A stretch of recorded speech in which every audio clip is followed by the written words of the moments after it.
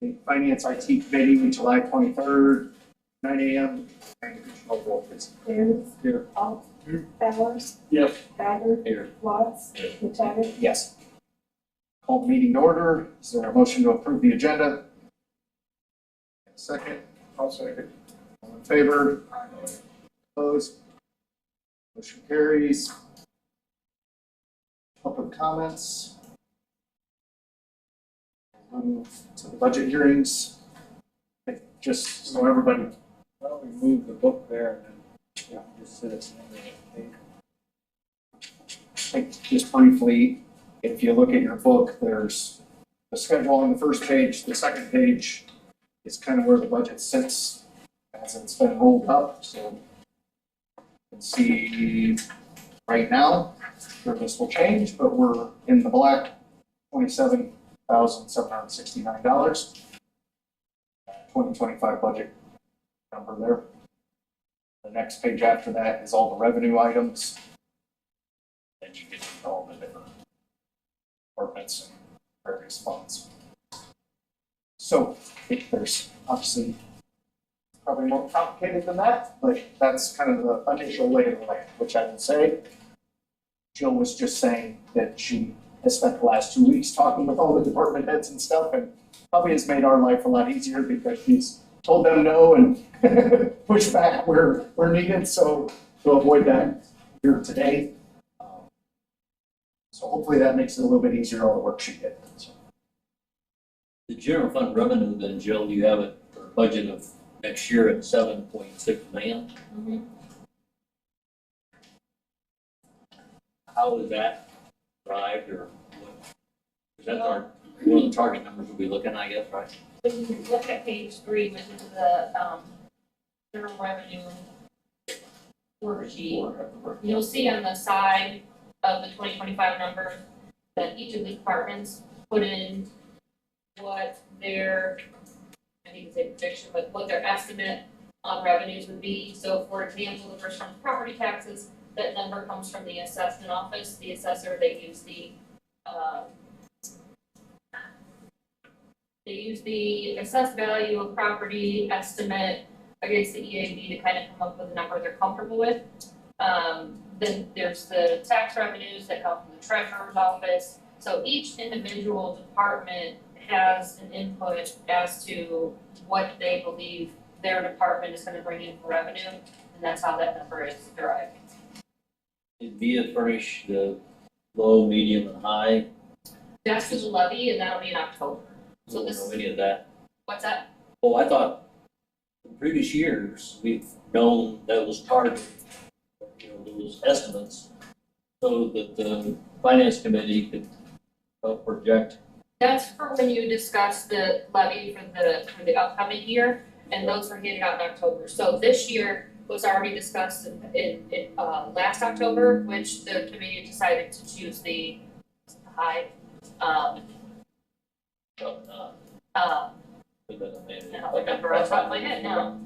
But, so you decided for this year back in October. So in October of this year, you'll decide for the upcoming year, and she'll provide that stuff later in the year after, they've rolled and done their tax wizardry.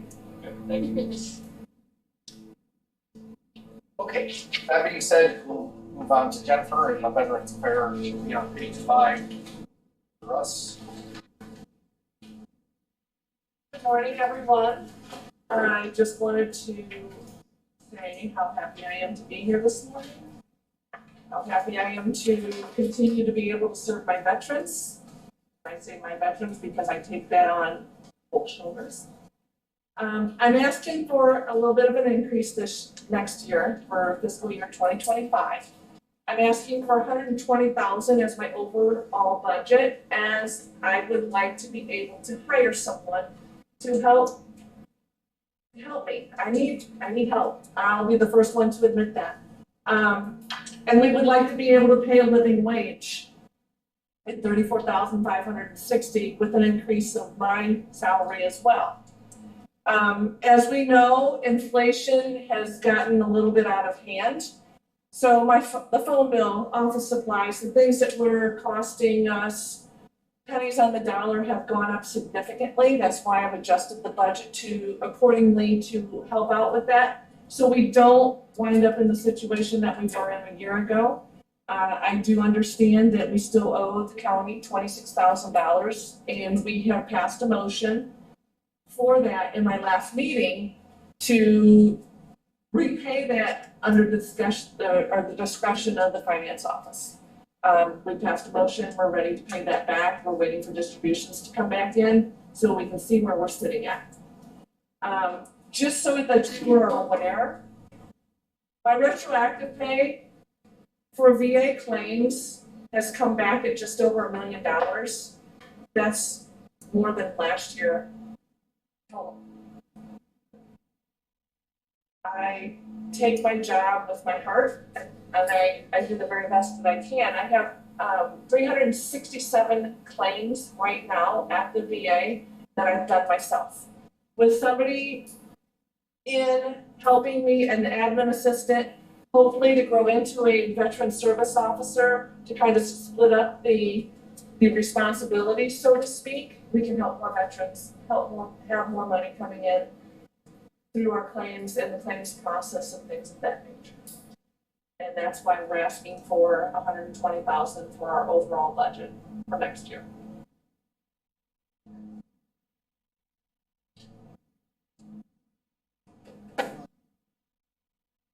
Out of curiosity, I know you've probably told us before, but how many veterans are you dealing with nowadays, or what's? A lot. And a lot of them are repeat. A lot of them are word of mouth. So like with our PACT Act now, and I apologize for being kind of off-putting, but I'm at like 1,700 in my database. And so some of them are laying low, but we're having Gulf War veterans come back now that are filing claims for service connection. Or enrolling in healthcare, or need assistance in some way, shape, or form, and then the spouses as well. Camp Lejeune is a big one right now as well. Our Vietnam War veterans are, they're dwindling down.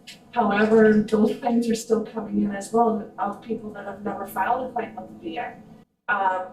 And just that sort of general assistance. Right now, we have a lot of inpatient folks that are seeking drug or alcohol rehabilitation in Danville, and I am helping those guys get their at least temporary service connected at 100%. So when they come out, they have a place to go, or money that they can go and find stable housing with, and things of that nature.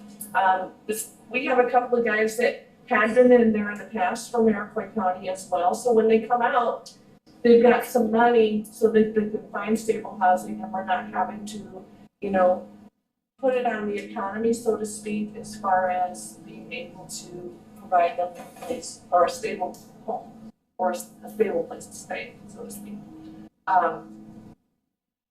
My claims activity is skyrocketing, and I spend a lot of time at home researching. And a lot of times, even on Sunday mornings, I come in here so I can buckle down and get things done that I need to get done.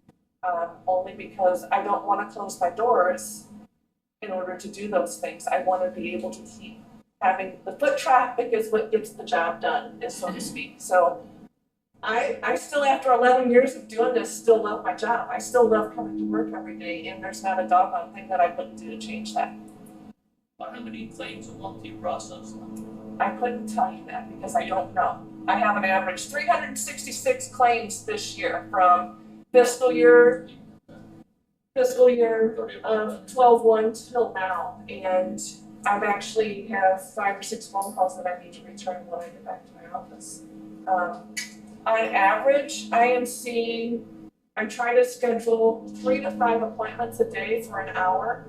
So that's 15 to 20 veterans a week that I'm seeing on average. It could be less some days, it could be more some weeks. So that's where we're at. I mean, last week was Fair Week, and I wasn't expecting to be busy, but holy cow. Here we are. Fair and coming, so. I went to the fair one evening because it was a crummy day and my husband says, well, let's go watch the tractor pull. So I'm like, okay, I'm down with that. But on average, I am seeing at least 3 appointments a day, if not more. Sometimes 5. So that's 15 to 20 a week. But they all don't end up with claims. Most of them do. So then that should be a lot more than 350. Most of them do, but that's what I have on my rules as we speak right now. Some of them are just informational type of things to see if they're entitled to a benefit. But that's what I have on my rules right now. I have a 1.5-inch binder of the ones that I have on as far as claim works. Some of them are more because like say if a veteran, if their claim comes back denied, we do a higher level review. So those roll over into the next fiscal year and those we want to accounting for as well. Some of them don't amount to a hill of beans, but I want to be able to offer that to those veterans. And there are times where I'm working with someone that the phone is absolutely constantly ringing off the hook. And that's where a admin assistant would come in to help out a lot. I have a volunteer that comes in twice a week. You're looking at that volunteer that you have in your assistant? Probably not. There's a couple of individuals. He's a Vietnam War vet. He is individually unemployed, so that means he cannot substantially have gainful employment. And that's another benefit through the VA. It's similar to unemployment through, like workman's comp or something along those lines. He does it solely to get out of the house and get out of his wife's hair, his words, not mine.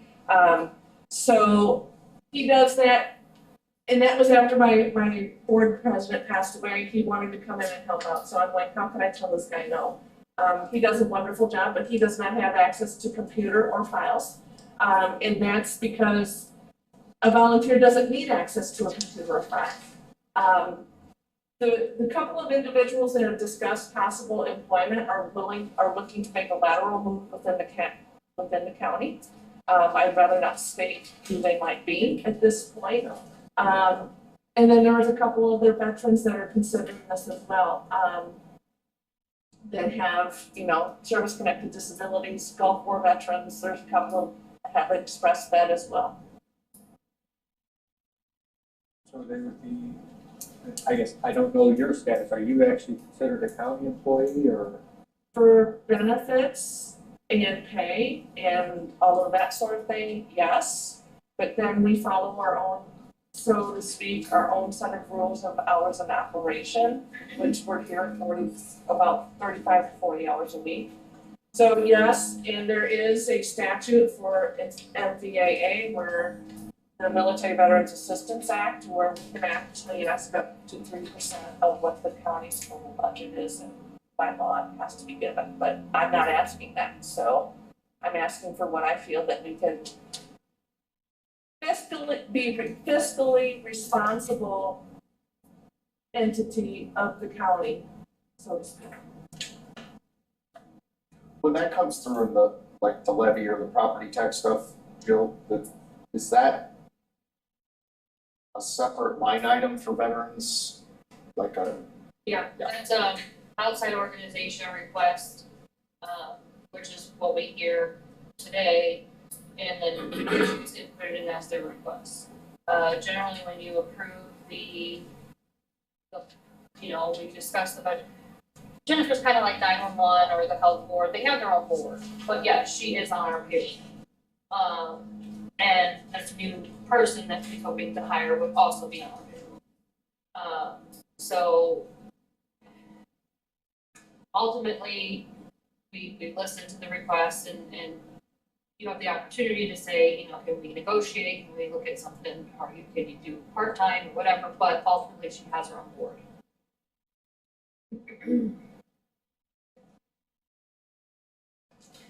This would be a question for Jennifer or Jill. Can any of the funding for the positions be paid for by state or federal funds? No. No, it's all rests on the county. Yes. Okay. that would come into grant writing and things like that, and I'm not gonna go there at this point until I actually have a little bit of the burden off of my shoulders. I don't wanna wind up in a predicament that has been a health department. So I don't want that to be, and I'm not smart enough to write grants at this point without being able to sit down and concentrate. That is something completely out of my area of expertise. And I'm willing to admit that. Okay, well, anybody else have any other questions? Obviously, we're just getting started. You're the first one, so but it's understood, yeah. So, yeah. It's not that I'm unwilling, it's No, just that I understand. I have a full plate plus some. Understood. Well, thank you. If you've got any other further questions, please feel free to reach out to me, shoot me an email. I'm good. And so, just so that you guys are aware, that retroactive pay plus whatever a veteran is bringing in is income tax free.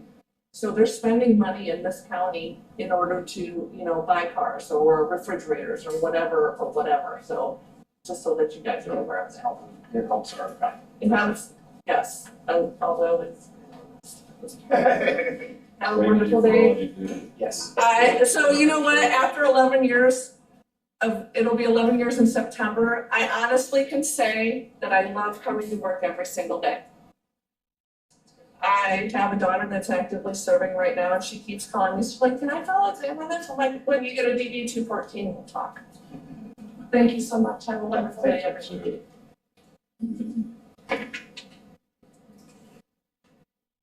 Okay.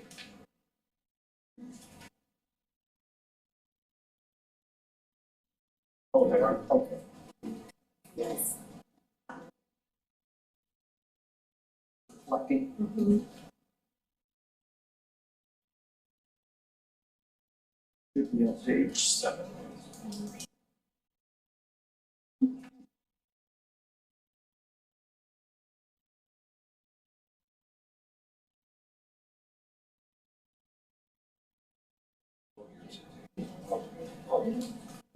Where's the money that they're gonna pay us back for the loan we made? That's coming from the federal government.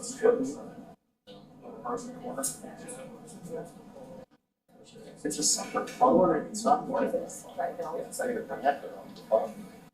But it's not part of this, Hello, Charlie. or That's a Mr. Orvis across all the this Well, fun stuff. For the yeah. most part. tag. Or not, but the, like that revenue compilation. So they got their own.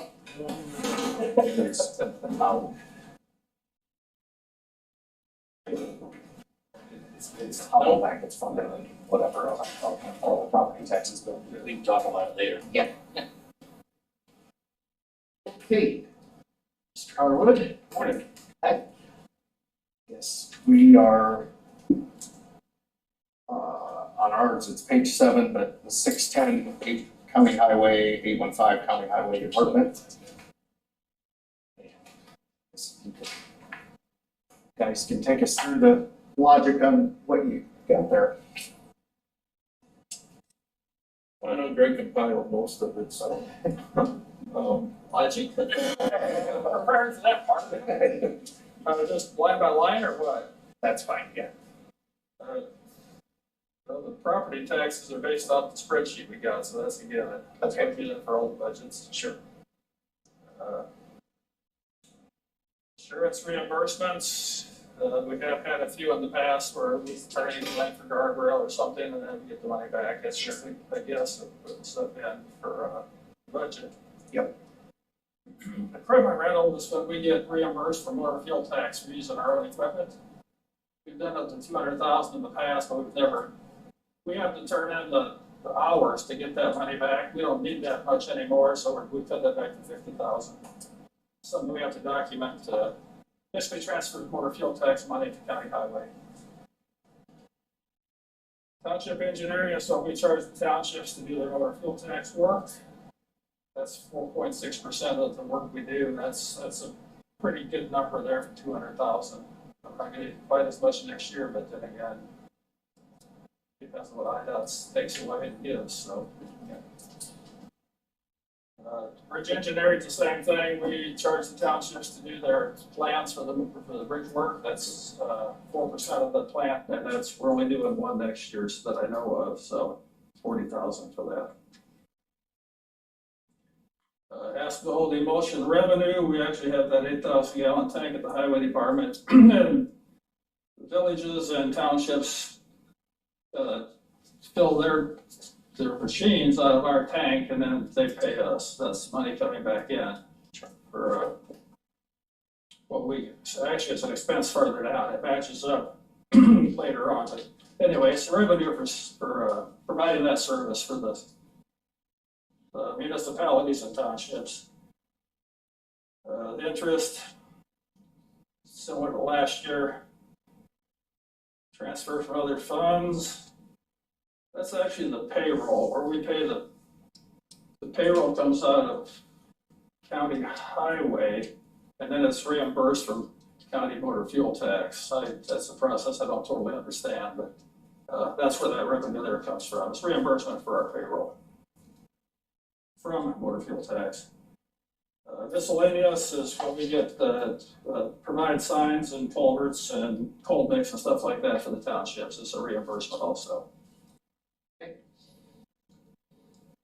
Assistant Department Head is Doug Butso's salary. Labor and salary is for the people we don't have right now. Hopefully we can get a few people on board for the technical side to fill that slot. So the money's in there if Al is fortunate enough to find some help. We're still have applications out.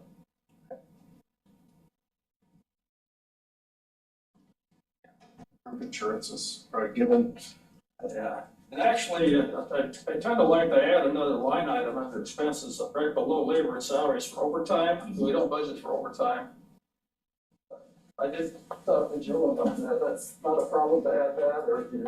It's not a problem, but generally what we do on your salary page that you receive, with your budget book. Let me go back.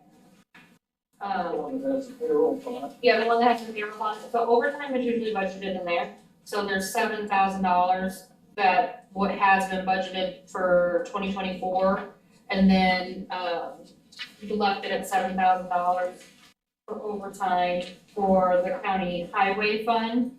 Now, motor fuel tax, it was $7,000 for them this year. Next year, it looked like, according to your numbers, that you were looking at $17,000. So that's how the salary line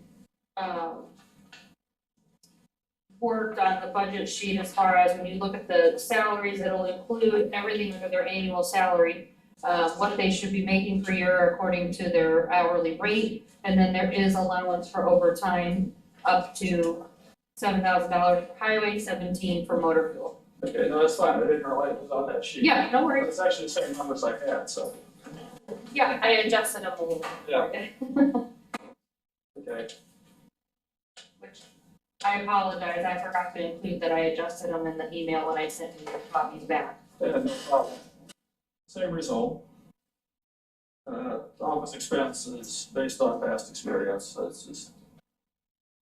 Gas and oil is what we pay for filling our bulk tank to keep the trucks running. It's all diesel fuel. Training, we reduced a little bit. That covers some of our expenses for training the guys in different procedures for construction inspection. One of them, we got a nuclear density tester that requires some lot of training now. And I think they're going to be up to 15,000, but it'll be around 5. That training the new people when they come in for testing procedures through IDOT's training sessions. So. The unit. Let's see.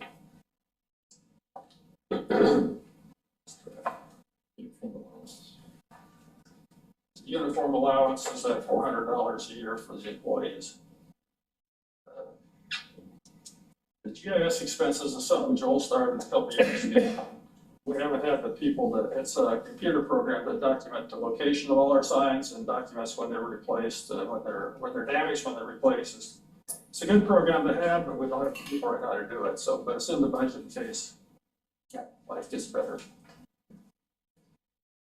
Transfer to general funds is the money that goes to the admin center for our payroll and what else? IT. Oh yeah, IT services, thank you. Okay. Building maintenance, just general upkeep of the building. The equipment rental one, we rented it's called the Mower Max. It's a dedicated mower for boom mower basically from Livingston County last year. That's in there, so we use that again. It's came in very handy for mowing places you can't reach with a regular mower. And also cutting trees back vertically along the right of way. Repairs and soft supplies, just keeping the place going. Road supplies is construction projects that we pay out of county highway, road and bridge construction. Asphalt emulsion is filling the big tank that we use to sell to the counties, or to the townships and municipalities. We use some ourselves, that's why that number's bigger than what the revenue is. Snow plowing by township, and just year after year, we pay the ones up north to plow the county roads. That's what that's for. Purchase of equipment, we are indeed replacing some equipment, but turnaround is so slow, I don't know if we can go spend that $350 this year or not. I mean, the inventory isn't available for you to buy when you say turnover. Sometimes, it comes and goes real fast. Right now, Mac's got trucks available, but that can disappear within a month, so. Kenilworth and Peterbilt are hard to find. So, but you never know, 2 months that they might actually need building trucks again. Is there a reason why that's no plowing by township? There was nothing, no actual expense, Jill? Which one had it? The snow plowing? This is 0 for actual. Snow plowing. The year to date, Yes. We didn't get much snow, but there was. No, we would have paid them anyway. Would have That's paid what- something, yeah. We would have paid the entire amount, actually. It's a contract. there's nothing in the general ledger that has been expensed to that line item for this year. So I'm not sure, let me dig Need to into look it. into that. Yes. But you, It's so much a while. or what? Not me. I'm just guessing, I'm sure there's. Anyways, We might not have paid them yet. They make a little money if they don't have much snow, but they also lose a little bit. it's just a standard fee, right? Yes, it's a flat rate per mile. And actually, they get paid that with us, they used, like last year, it didn't go out much, but they had to hurry to get it off the road before it melted last year. Right. But we could have a bad year again. We don't pay them extra in a bad year, we don't pay them less in a good year. It's hopefully the averages out. Yeah, we might not have actually billed them for this year yet. Or not billed them, but paid them for this year yet. Well, that's what it is, kind of like, I was for, but anyways, okay, we can probably go to the next page, I think. I'm gonna look at. Page 8 for us, County Bridge and County Highway Department. These numbers are normally just ins and outs. County Bridge is our second levy fund, county highway being the first. Yeah, the 360 comes right off the spreadsheet from Jill. Interest is assumed. Yeah. And we spend it. Same with matching tax on the county highway. Yes, so that's our third levy fund, so the property tax revenue is not from that. So probably number 10 is or on our page is county motor fuel tax and fuel tax coming in, the salary. Actually, on the revenues for county motor fuel tax, It's down. Cheryl, we don't have a line item for reimbursement on your salary program. Is that in there? Okay, so for the snow plowing, that looks like it goes out in October, Okay. so you wouldn't show anything for this year until October. Now what was the other question? So on the county motor fuel tax, Mhm. we don't have a reimbursement line item for the county engineer salary. We get half of that back from motor fuel tax. It actually goes into motor fuel tax, I'm sorry.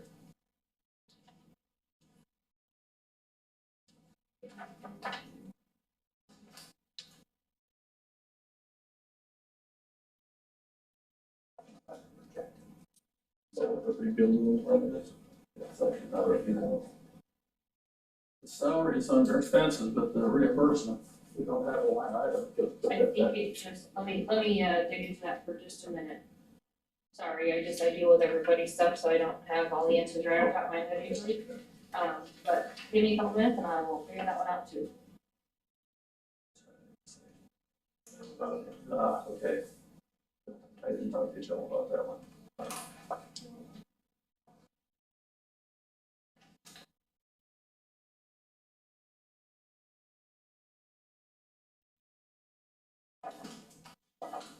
Part of the county engineer salary program, as long as you pay over 90% of the recommended, we get reimbursed from federal funds for half the salary, and that goes into county motor fuel tax.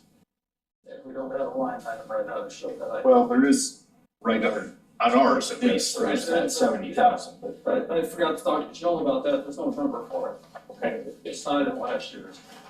But Okay.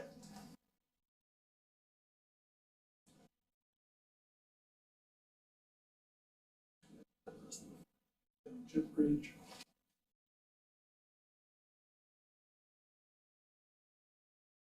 it's the same for overtime, it just, well, Joe answered that question already, it's in the other sheet. Yes.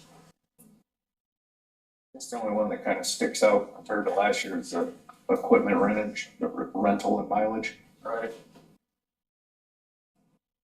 Yeah. Equipment rental is that where they document our hours that we use the equipment and we transfer it from county or bill tax to county highway, that matches with the 50,000. Yeah, on the other side, yeah.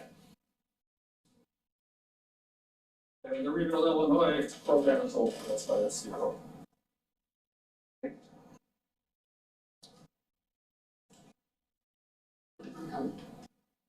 Township Bridge is pretty much in and out. Their bridge, we have to apply for those funds, we haven't done that yet, so that's really a wild guess. They build 2 or 3, that number goes up very high, like $1.5 million. If you don't do any, it stays at 0. Yeah, there will be something in that range, so. Basically comes in and goes back out. What's that? Who determines that if you do bridges or don't, or? The highway department does, based on what the needs are for the township. I think they only did 1 last year, but I think there'll be more, hopefully more next year. It depends on the funds. Actually, IDOT's changing how bridges are funded now. It used to be 80% township bridge money, state money, 10% county, 10% township.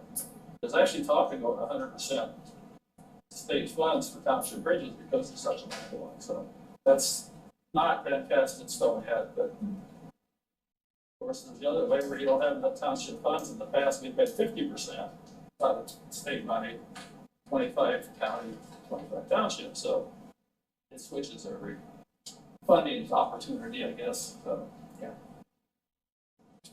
Okay, I think the last one, the township motor fuel. Yeah, it's basically in and out. So. it is for those last 3, county motor fuel tax, township motor fuel tax, and township bridge. Those are all audited by IDOT too. That's very heavily actually audited by IDOT. Right. Kind of uneventful for our purposes. When you use the expression in and out, what do you say? They apply for this money and they get the money, it comes in the revenue and then goes right back out to the contract to build it. Yeah, No, occasionally we'll have leftover funds, but it's usually in the less than $10,000 range out of a $500,000 I range. get They get a quote for a bridge or whatever and the state gives them this money and then they pay it right back out to the contract, for the contract to have it built. 100% you apply for it, you got it.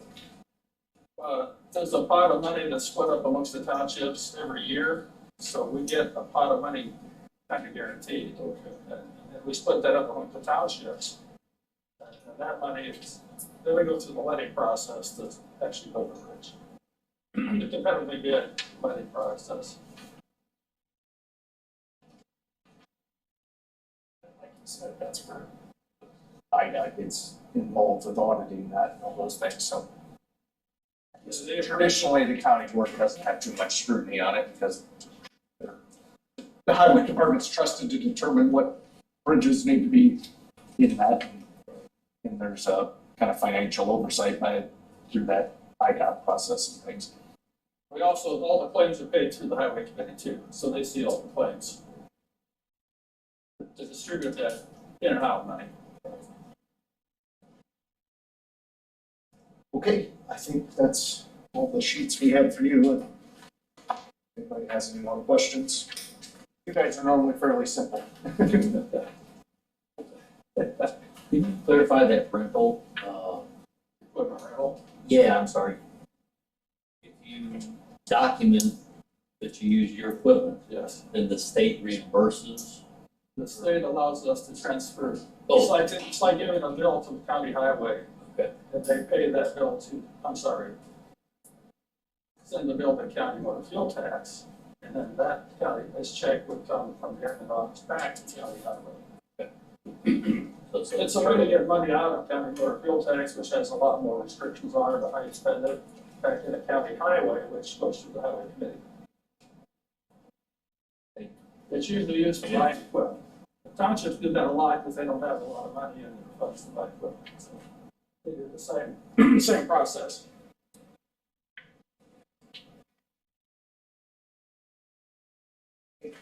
Thank you. Right.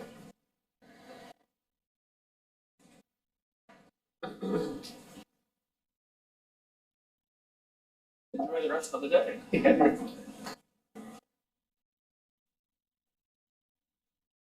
taking fishing? Where's he taking fishing today? I should be in here. He knows a lot more about Iroquois County than I do. So. Scott. Thank you. Thank you. Bring it back.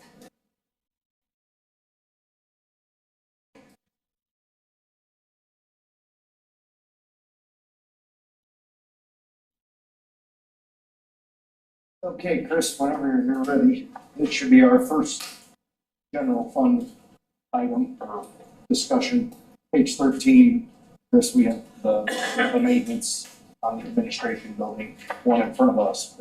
It's been the quickest meeting of the day. All right. I promise. This is the 110-710. Yes. So we have. Right. Down to the service contracts line. I'd like to keep that at 18.5. Possible. Moving down to maintenance and repairs. I'd like to keep that 20,000. And following suit with household supplies, I'd like to keep that 6,000. No reason to elevate any of those. We've been there for a while, they seem to work out good. Okay. Sheriff does the 210, I've discussed with him, and pretty much all that's gonna stay the same as well, but okay, we'll present that to him. Okay. The only other thing is the capital improvement.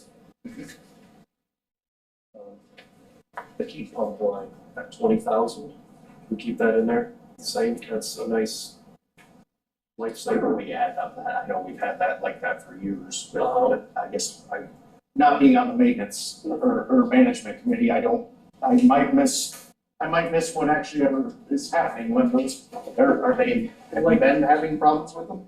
It's more of like I said, a safety thing to have in there, because the heat pump does go out, it's Yeah, do it 8 now. to 10,000 to have it replaced. That budget line also covers the cooling tower outside, because technically that's the same machine, that's that whole system. And I don't have in front of me right here that's it. We have used almost half of that this year, that heat pump line. Okay. So Where are we roughly at on that? Because it's been a few years since I've been in that discussion, but there were how many up there, and we've had, I remember when now I feel like I'm getting old, because when I was first on the board, they would talk about, well, there's 12 up there and we've replaced 3, but now time keeps marching on. There was just the thought that all these were eventually gonna have to be replaced, and that was the whole logic of, we'll just keep it in there because, There's 26. okay, There's a handful now, I'm gonna say a half a dozen that are getting very old. In my 7 years here, we've replaced 3, I believe. And the gentleman before me have been replacing them as well. And it got brought up and discussed here 5, 6 years ago to sort of, if it ain't broke, don't fix it. I mean, we could say, yeah, let's replace one every year. Some of those old ones, they may run another 5, 6, 7 years, 10 years, you don't know. Right. You know, if one starts to nickel and dime me, if there's something leaking, if I have to charge it twice a year or something, then yeah, we'll have to replace that. sure. But we're sitting pretty good on it right now. Well, and I kind of remember that from the prior conversations, it just didn't make sense. Right. And there was a discussion at that time that I'm recalling of like, we'll just replace them all, but to do 20 whatever of them was like gonna be an ungodly amount, so that's why this item's always been in the budget, was to kind of do it as needed. It originally, I mean, when we first started having replacement, we were replacing 2 or 3 a year. Sure. And so, Slow down. yeah, we got the problem ones taken care of. So, Are they all the same? They're all different. A few different brands, the ages are different, the sizes are different. There's some that, you know, They need rebuilt.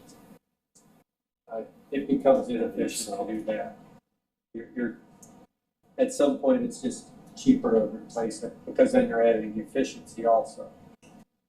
I have had to replace like a blower motor, things like that, of course, but like, as far as rebuilding the entire thing, it would probably wind up being 2/3 of what the cost of a new one would be, I guess.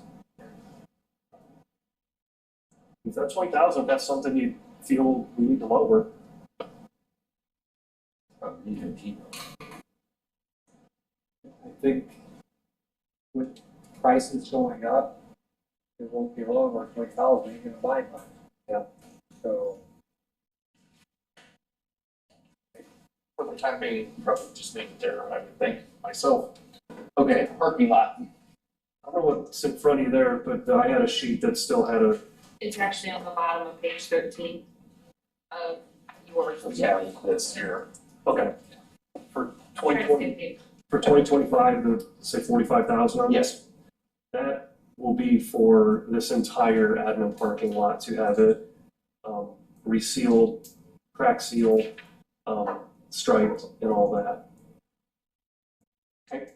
And that line Jill and I were discussing, it can be multiple things, like we have the parking lot now over at Animal Control.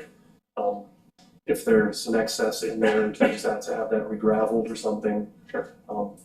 I have some money left over from having the north lot done over at the courthouse this year. And I'm gonna have some small patching done over here in this parking lot, like at the end of the lanes where you see it's crumbling into oblivion. I'm gonna have some of those cut out and repatched with some extra money I have in that budget line. Yeah. So that's in cooling tower, there's really, we're not replacing that's, I know that was in there for a while, but that's, I got inspected last year and that I can even cross that bridge when it comes, that thing might be good for another 10, 15 years. are there any spots, I mean, several years ago, there was a patch back here that was horrible, and it was a good sized patch. So, like the little spots, would it be better to just do a bigger area? That would be a cost thing as well. I need to find out. Nate Tegmeyer's gonna come here from Free Hills here in this next month. So I just contacted him about this a few weeks ago. And last year they did halfway down the lane, there's a spot, and then there's a patch right out here that they did right up there. Last year was crumbling away, and off the top of my head, I can't tell you what that costs. I don't remember. So yeah, I'll do what I can. Size-wise, budget-wise. I think that's about it. okay. What is the PDC? I don't know. burgers, beer, and, oh, That's your Tacos. smart, that's your smart lot loan. What? The smart lot, when you Oh, okay. agreed to have that energy, whatever it was, because maybe. Performance Before I contract. got here, but, the loan payment each year. And that's the loan that we can't make any additional payments on, until after 2026. Okay. Now, they have gotten a new bank again. So, I'm waiting to hear back from them to see if that 2026 still stands. And they weren't Smart One anymore, now they're Centrica. Mm-hmm. That happened about 2 years after. Their loan is zero rate. The solar and all that stuff, Well, now it's really Truist. changed their names. And what is it now? Truist. Oh my gosh, changed, yeah. Imagine that. Yeah. All right, well, thank you. Yes, thank you guys.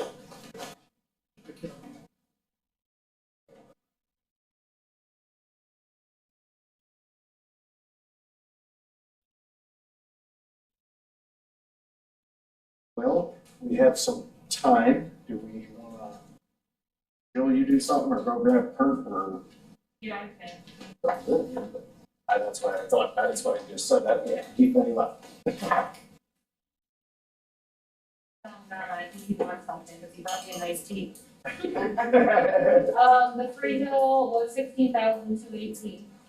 That's the, I don't know what exactly it was for, I can just see that it was for steel coating and That last year or this year? striping.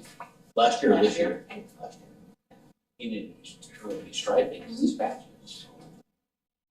no, when they, Oh, one of our parking lots gets done about every year. Well, that's why I asked her, was this year, last year? She says last year, but I don't think we And did a there's parking one, lot because last these year. are We did only this. expenses to the general fund. The general fund is the first page, so 110, and that covers all of the Last year. departments that, He didn't mention about have that, he a said budget they line patched underneath the, out by the road. uh, Senior general Road fund, is so each right department here. actually has one on the It back. is what it is. But any of the special funds like the 635, that's its own fund for highway. Right, they're just projections. Majority of it. Majority.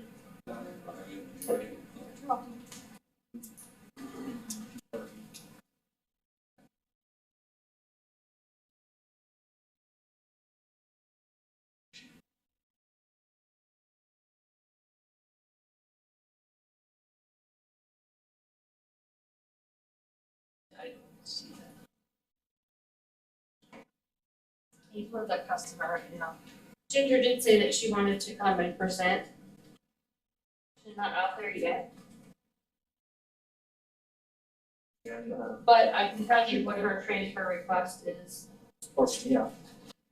Yeah, somebody, get one of them, we can get them done, then move them out. So this is a co-op extension is another outside organization request, and also is included on the levy. And these will be the numbers, if approved, that will appear on your levy worksheets in October. And they are requesting to keep theirs the same at $111,300. And this is the third year that it's been the same. Yeah. So, I mean, if she shows up, or if she shows up, then she did have a, you know, explanation of how the funds are used, so.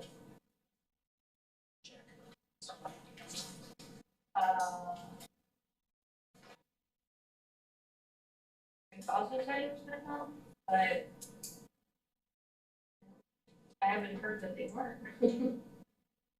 But to give you an idea, with Frank Lucunius, he is the IPN Regional Office of Education. That actually you will find in Department 615, which is the general fund other, and that would be page 70.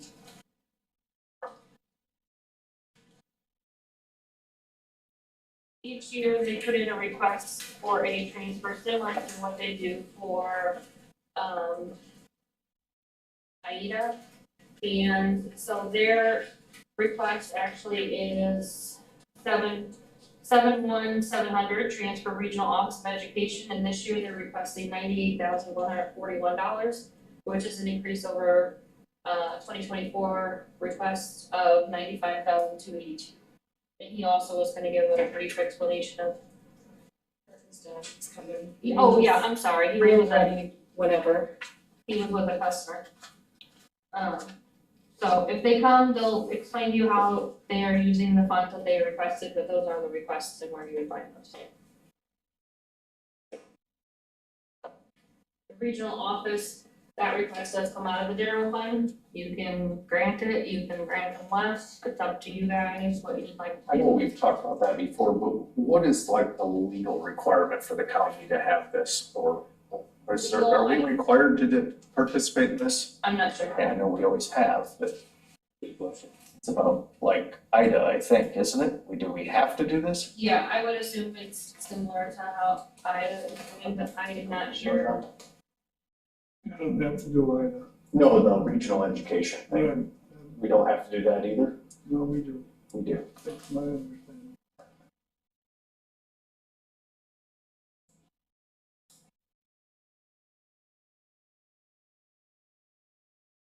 Basically, it seems like that whole organization is what, truancy and stuff like of that nature is the purpose there. It's what, it always seems like an enigma to me.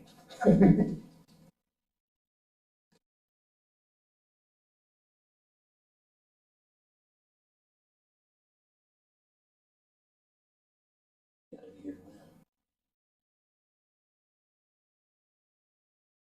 that.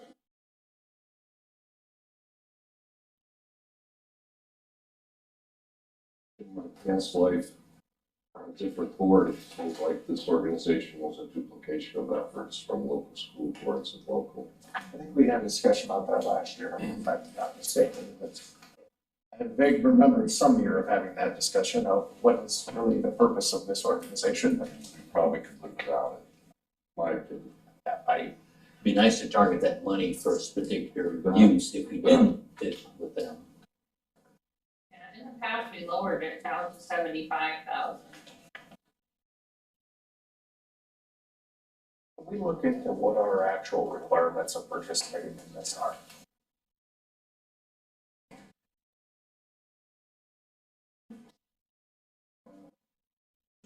Hey, I think so. You ready to go, right? Yeah.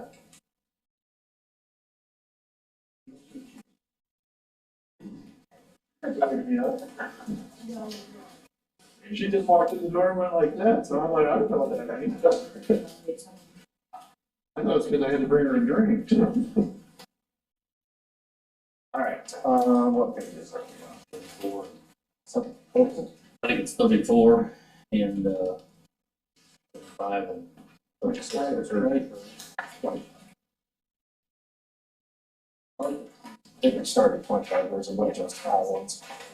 We go over revenue or we just doing expense? Start with page 25, which would be, Let's do the expenses because would it be everybody his is split there. general fund, 110, county treasurer, 430. So these Salaries. funds come out of the general fund. You're a big fill out. 25. Let's do that. Maybe There the are wrong big decision, but differences. we'll all start in the same spot. You know, Okay. your general fund, county treasurer, 110, 435. 430 or 430, sorry. Okay, so I left whatever for my budget for this year, other than the salaries, I left my line item expense total the same. It was budgeted at 8,000, I left it the same at 8,000 for this year. Okay. Postage. This is 435. After speaking with Brian, we only went up with about 1,000 from last year, because she said most of her mailing is gonna be postcards. Although the one thing I would maybe like to talk about is we've been having some discrepancies with the health department because they said supposedly they keep track of the postage. Jill and I ran a report the other day and it was what, like 10,000? And they're saying they only spent, according to their records, they only had $1,000 worth of postage for 6 months. And there's no way. We did find that they were using base number postage that was outdated by a couple of years. So they thought they were mailing a flat rate item, they were just using the base rate, not taking into effect that when you actually weigh it, it's a lot more money than that. Cause you just use the base rates on everything, so like when they send out water sample models, those are always like $6 a pop. Yeah. Or like envelopes, or you know, the bigger envelopes, like $1.09. Well, now their minimum's like $1.50. So, like I said, based on when I talked to Tyler, he's like, well, we don't spend up that much postage. And I'm like, you gotta realize how much is going down. So, I mean, he's like. So what's the impact here then? We would get money reimbursed here, is what we're saying? So they're being offset here within the expense line? Right, well, it wouldn't be, if they had their own meter, like I said, they could drop her off with us, then, you know, they could include that in their budget or whatever, but I mean, then we wouldn't actually be spending as much money for postage either. Is there a reason why they shouldn't have their own meter? Or, I mean, I mean, is there incremental cost in having a meter? Well, there is a cost to have it, but I mean, it's like $400. What do we pay? I think it's like $400 or every 6 months. And some, alright. So it'd be like $800 a year. I mean, Jennifer gets her own, she has her own meter through the budget, so I mean, We got $5,500 for postage meter rate. that's between me, that's for me and the courthouse. I have to take care of the courthouse meter. It's more. Busy guy. I say we let them know. You're being let know. And, that's I mean, if you want to do it this year, maybe the following year or whatever, but I mean, we can put you in touch with the right people who does all our meters or whatever, because everybody's got the same meter. And I did suggest to Tyler that he get with her when he gets ready to get his reimbursement turned into me. And make sure they're kind of on the same page. And I think maybe instead of doing it every 6 months, maybe we just do it every month, so that way. That's fine. It's more work for me, Kurt, that's all. No problem then.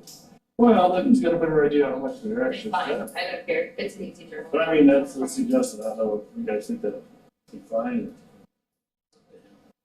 whatever it works, obviously it's a different fund, and the general fund is always overloaded from everything anyway. We don't, Well, I mean, there's no sense in incurring their organization. If they get grants and something for their expenses, that's, they can, they're getting reimbursed for that. Robbing the general fund to pay for non-general fund issues. There's gonna be a lot of changes down there, you know, So I've heard. On the news. World travels fast in Iroquois County. Okay, yes, we probably need to get that cleared up then. Like you said, so we'll leave it the same if they can get it or whatever, that way it stays, and then we'll be able to see track. Hopefully then we can get postage down a little bit, even though Price of mail's going up. again. Is the budget approved then, or what's this, I mean, that was supposed to just happen, right? Or there was a discussion this month? there was discussion within the first of the month. And, you know, it hasn't technically been approved, he just presented. Like I said, I know sometimes it's gotta be written into grants too, and stuff like that, postage or whatever. So, if they can't do it this year, maybe next year, or when they write their grants, they can start including more administrative expenses. In the past, I never saw their budget until it was actually approved. So it's unlike 911 where he gives me, Or when are they actually writing these grants, do you know that? Like, it depends, they have grants that are due, up at the end of June, they have grants that are due at the end of September. I mean, they have 3 different grant cycles for the grants they already have. So, Is if they're, if they're state grants, they probably end at June 30th. right, If they're federal grants, they end at the end of September. Yep. And then, I don't know. they have a couple even that if they are, started on all of it, yeah, every new grant that comes through, just assume the postage in it, if you need postage, and like, there's in a usually year's time, admin. Right, or I don't know about like, environmental services, they have. because that's not really a office Environmental expense line services. item, and you got coming out of the grant, it's an They're independent. there are just their general, their general expenses or whatever.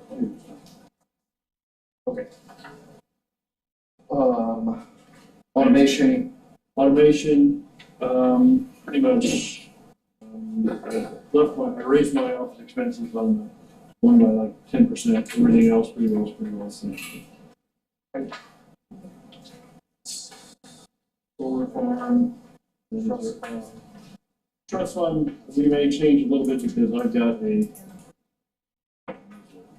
$400,000 to state. The next year or two, I've got to send to the state because the heirs, reason it came to me is because the heirs are live in Mexico and never. So the state just told me I probably should just get rid of it instead of me holding it, so that way they got the liability. So I may end up changing that, but that's not gonna change anything for me. It's just gonna change that. Yeah. It won't change anything in the show. Have any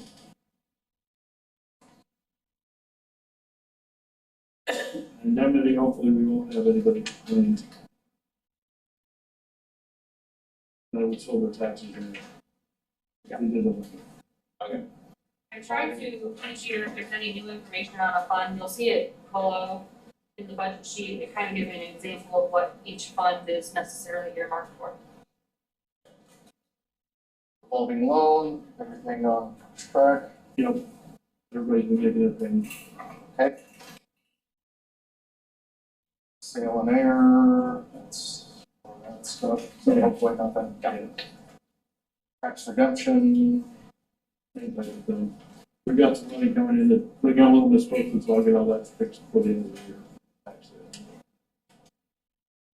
trustee, that's sales, right? Yeah, that's for sales of lots and stuff.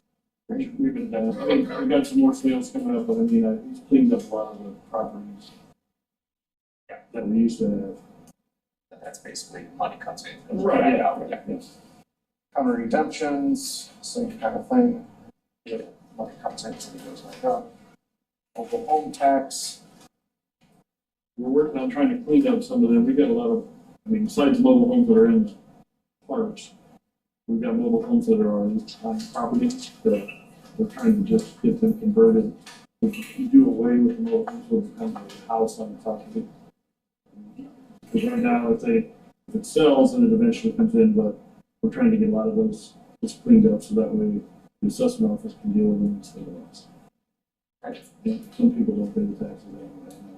Working on trying to either sell them or do something, but we have some discrepancies as to have to have VIN numbers, and some of these trailers are so old, we never find them.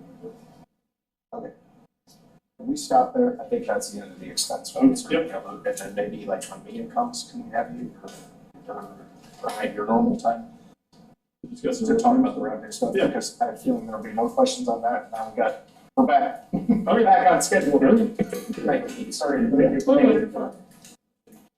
Ginger, Yep. So we should be on page 15, everyone. Well, we just see one line item for the 111,300. And that's what we have, and that, essentially pays for, local staff and a little bit of rent. So it's about 85% of that total money goes to, I mean, it's all spent Sure. on that, so that's essentially what it's spent for. Yep. Things are, just so you know, I mean, we're, our 4-H numbers are back to pre-COVID, I mean, things are moving forward, stable staff. So we're not, questions for me, I mean, I'm not asking for more, I mean, we're kind of staying at the same place we are, and things are pretty stable, the state's paying their match fees.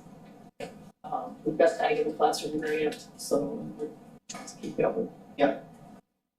I don't necessarily have any questions unless somebody else does. Okay, Thank you for coming. thank you, no, I mean, I know it's a, it's a levy, so, yeah, but, and that's what the money's going for, so, okay, appreciate it. Okay. Heidi and Frank. Morning. Morning. For us, this is on page 70, but it's, again, just one line item for a transfer. Looks like 98,141 is what you were requesting. So it's a slight increase from last year. We're just trying to maintain costs and cover expenses. So we appreciate the support that you've given us the last couple of years with the increases that you've provided to keep us in line with the IGA with Kankakee County. Again, this is 24% of the county budget for our office. That covers office expenses, some staffing that we have in our office, keep the office providing the services that we do for the county. We do have grants and stuff that support some of the other things that we do bring to the county. So we have the SALT program in Sheldon. We have the Truancy Attendance Assistance Program that provides services to all the schools. The Life Education Center that goes to all the schools to provide prevention education to students. So a lot of different services that we do provide that are not included in this budget. So that's what this represents. And What, I guess, if there's grants that are covering truancy and all those types of efforts, then if this is covering the other stuff, what is the other stuff? Just so it's administrative support, it's finance, bookkeeping support, it's tax bookkeeping support for like the truancy. for the office. For the office itself. And some truancy. So part of the statute requires the regional office and the county to provide truancy support. There's no, at the level that we provide that is much greater than what is required. And the only way we can do that is by getting the additional grants that we have. So the level that we provide the service would be possible if we didn't have the grants. So that's over and above what this would provide. So this is the bare minimum of what is required. The neighbor across the street called me and asked me what ICANN does for him. How do I answer? I would say that we provide supports to the schools to give the students what they need. We support the school districts. We act as a liaison between the state board and the school districts. As you all know, being in your roles in this organization, the state provides a lot of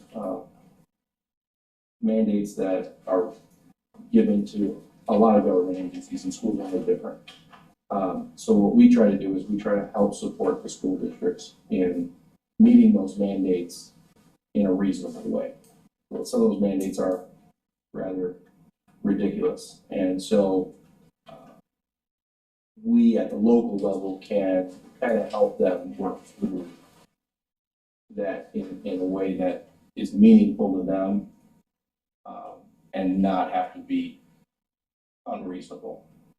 So we're the agency that kind of monitors those, whether the schools are meeting those mandates. So with school boards being locally elected, the reason that's the case is because local officials know what's best for their kids. And so our office is able to work with them to help meet those statewide mandates kind of on a local level. So we bring other resources, again, like with the grants that we have. We provide coaching support for teachers. We provide professional development for teachers so that they can have the latest information and the latest techniques for the implementing the lessons and stuff. Curricular mandates come down I don't know if you've heard anything about the literacy plan in Illinois, but Illinois was required to develop a literacy plan. It's not something that's required for schools to use or implement, but it's one of those things that's going to be out there, and a lot of the information is going to be based on that literacy plan. And so what we are going to do is we have a coach now that will be available to schools that when they start using that literacy plan or implementing that literacy plan, we'll have an expert that can help them with that. So things like that are available to our schools. So as far as an individual person that doesn't have kids in school, the benefit is probably not as clear, but because the schools are important to the community, we want to have the best schools possible. Our office does support that initiative. And we, Like Donna. Okay, Donna, yeah. Mayor, Yes, please. I'm aware of 3 alternative education processes. One is RAC, one is SALT, and the other is out to Bryce. I don't know what we formally call that. So how are those funded and is any part of that in this number? none of that is funded through here. So how is that, where's that funding? So Bryce is the Iroquois Special Ed Co-op. And so that's done through the co-op, which is all of the schools in the county come together and they utilize that program and fund that program. So they use their evidence-based funding, or used to be called ADA money, to do that. Special ed money does that. The RAC program and the SALT program are regional office programs. RAC has a grant that is a regional office grant only, and we get about $100,000, $120,000 a year for that, which is nowhere near enough to fund that program. But what we do is we also get the evidence-based funding, the state dollars for each student that comes to us. So the grant plus the state dollars, and then we do also charge the school districts slot fees to send the kids. So for each kid, they pay a fee for that kid to come. So that's how we fund that program. SALT is funded strictly by evidence-based funding and another grant that it's a competitive grant that we have to apply for, which we just applied for and did receive. It's a 3-year grant. So every 3 years we have to file for that, and there's a chance that we won't get it. Luckily, we did get it again. So we're good for another 3 years for that program. And that funds both the Kankakee SALT program and the Sheldon program. So SALT stands for Students All Learning Together. SALT is a program that is there for students that are in danger of dropping out, credit deficient, chronic truants. So for whatever reason, it could be students that have, maybe they're a teen parent, maybe they have family issues where they have to help support their family and they have to work. They can't get to school, they're behind on credits. So they need help to try to catch up on their credits. So they come to SALT and we have a credit recovery program. They come for 3 hours a day and they have an accelerated credit recovery program. So they can earn credits faster than they can at their home school, and they're only there for 3 days, but 3 hours a day. That gives them the ability, if they need to work, they can work. If they have a child that they have to care for, they can be there for that. If they have a parent they have to care for, they can be there for that. So the 3-hour program allows them to be there shorter time. So the idea is that, okay, you can't be there all day, maybe you can be there for 3 hours, work focused on that stuff for 3 hours and get caught up. That program allows students that would not normally graduate to graduate. Very ignorant on all this, but why couldn't the school say you come in for 2 classes or a class for 3 hours? It's a great question. And the reason is because, again, our state has restrictions or requirements for our school districts that you have to have kids there for 5 hours a day. And 5 hours of seat time. So then you've got lunch and you've got passing periods. What if they only came for? Then they don't get funding. So that's the way the state is structured for schooling. So the SALT program is an alternative program that we developed and we applied for, and we had to go through this. So I have to do it every 3 years, and we explain how we're going to meet the needs of our students in an alternative setting. So we can go for 3 hours.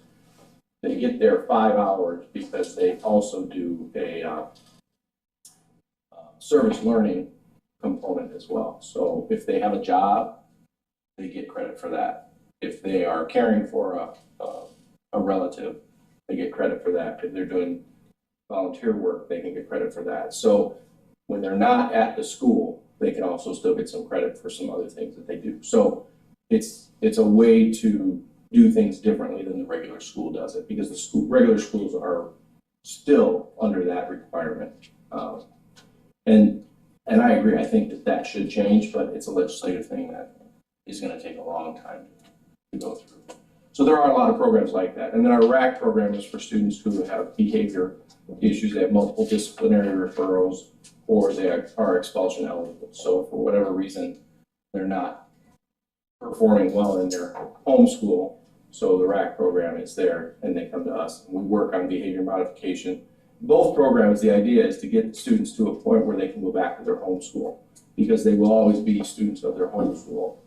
When they graduate, they get a diploma from their home school. So we work closely with the home schools to make sure that we are getting the materials and the credits that they need to graduate from their home school. So it's a partnership, and both programs work very well, and every year we have students that graduate that would not normally graduate if those programs weren't there.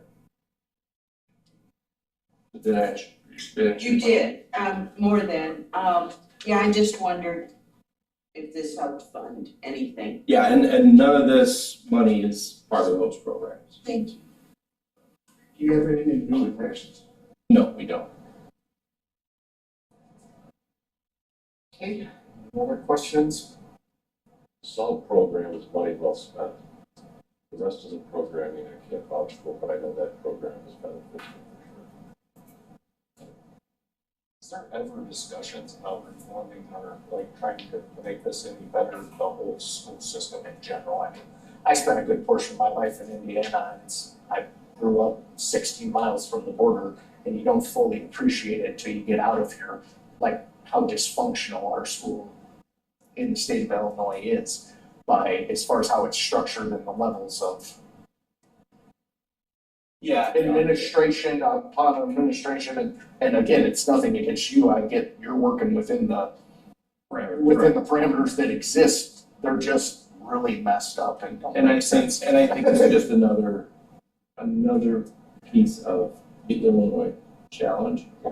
You know, there's always people trying to work to make things better. So probably 6-7 years ago, there was an initiative. It's called the Competency-Based Education Pilot, and a couple of our schools in Kankakee County have access to it. And it was a pilot program that was designed to give schools more flexibility, kind of like what I was talking about, so that they could get kids credit in a way that wasn't traditional seat time. You know, you had to be in the seat to get your credit. And so we were real hopeful for that, but that's kind of got pulled back a little bit. But we're working hard to get data to show that those kind of programs can work. So yeah, we're always working to improve. We know that the traditional form of education that has been around since the Industrial Revolution, you know, and through the middle part of the century, it's not what we need today. Just because you sat in a seat for 55 minutes doesn't mean you learn.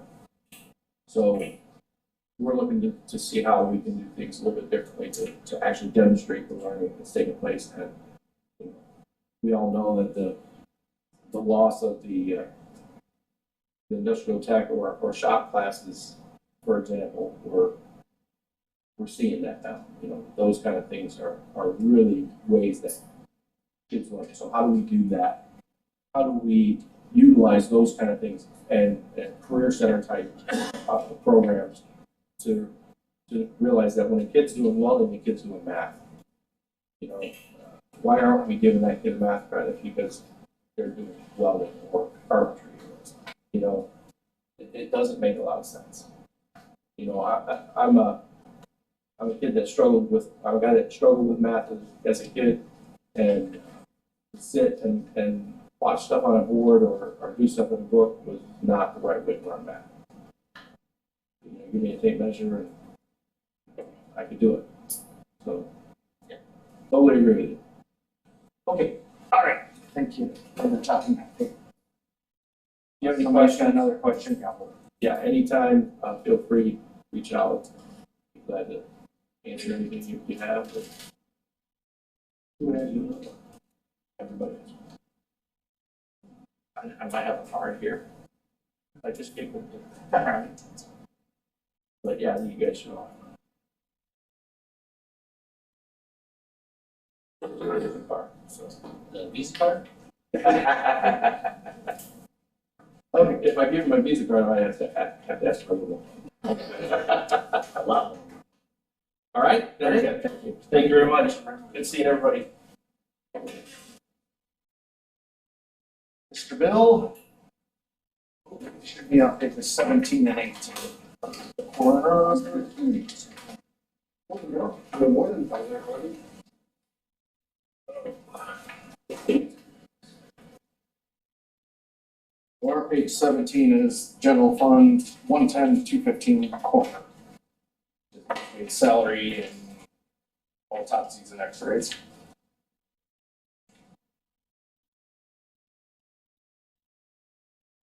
Okay, I propose to do everything just the same as we had last year.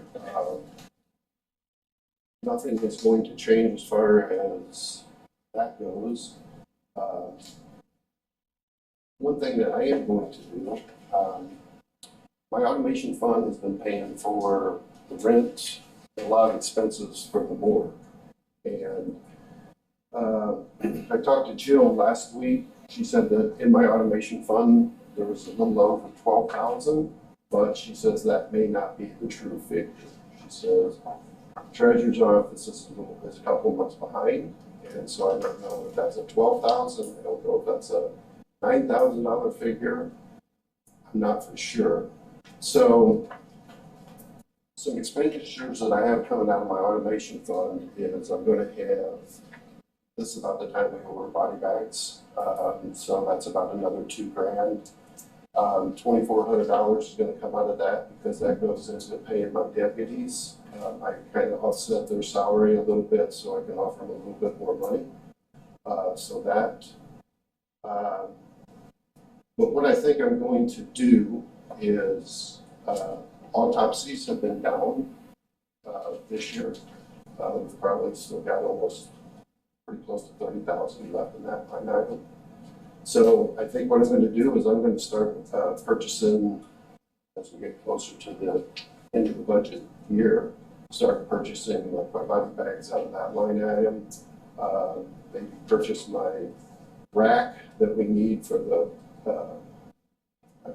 cooler once that gets done, and then that won't have to come out of my automation fund. So then that way, automation fund, because we still got rent to the individual who's letting us use their place until that's ready, up and ready to go. And so, I mean, when we all started talking about this last February or December, January, we thought maybe we would be looking at almost completion at this time instead of not even getting started. So,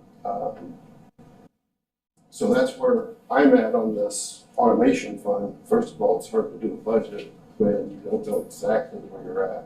But I think if I can relieve some of my pressure off automation fund to my autopsy, et cetera, line item, then we can continue on until hopefully we get this situation finished behind the jail.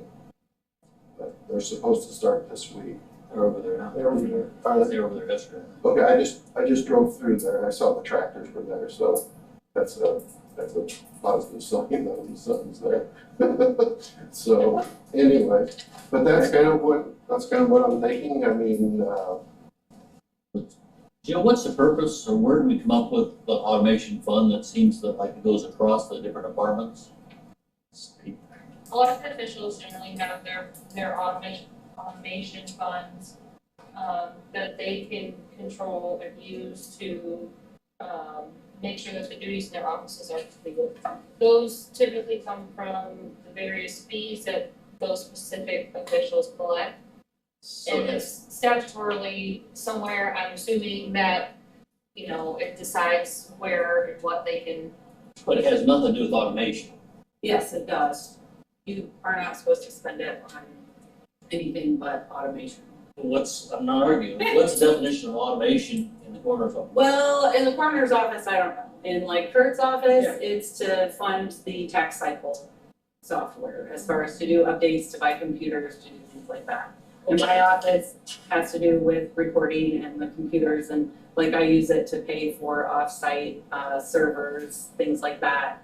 In county clerk's office, it's for the mandated paper that we have to print our death certificates on. We use it for that, and the vital records program as well. Why I was asking this, because I think in Mia's side of things, she's getting a bill for software changes that, We collect money for that in my office. right, but it's an $18,000 bill she's gonna And get. it's $100,000 that we collect in that, for that line, and it's specifically for GIS. Like, that's all it can be used for. Okay, so Can't that'll, be used for anything else. okay, good, that solves that. Okay, thank Yeah. you. That fits in with your. Well, through the coroner's office, it can go for like salaries, it can go for equipment, anything that we need to kind of Do your job. do our job. And where we get that money is through, coroner's permit to cremate. So $100 every time that we get a cremation permit through Jensen. I just approved one today, so they'll send a check for $100 and that goes in the automation fund. So Thank you. that's where that comes from. Yeah. So, anyway. Okay. Any questions or anything? Okay. Okay. Thank you. All right. Yep.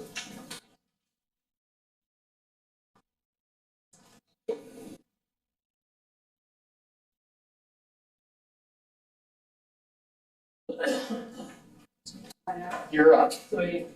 Page 19.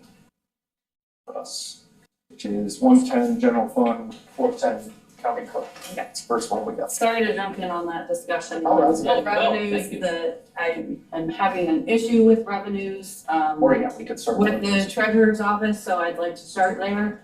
And the only reason why I'm saying we're having issues, when I was getting my budget ready, my numbers weren't looking right in my revenues. So looking at all of the different lines, like in Mia's GIS line that I collect money for, write a check to the treasurer's office, I thought we were 13,000 off, but it was 7,800, but still, that's a bit off. So in the 5 lines that I write checks for, we were about 30 grand off.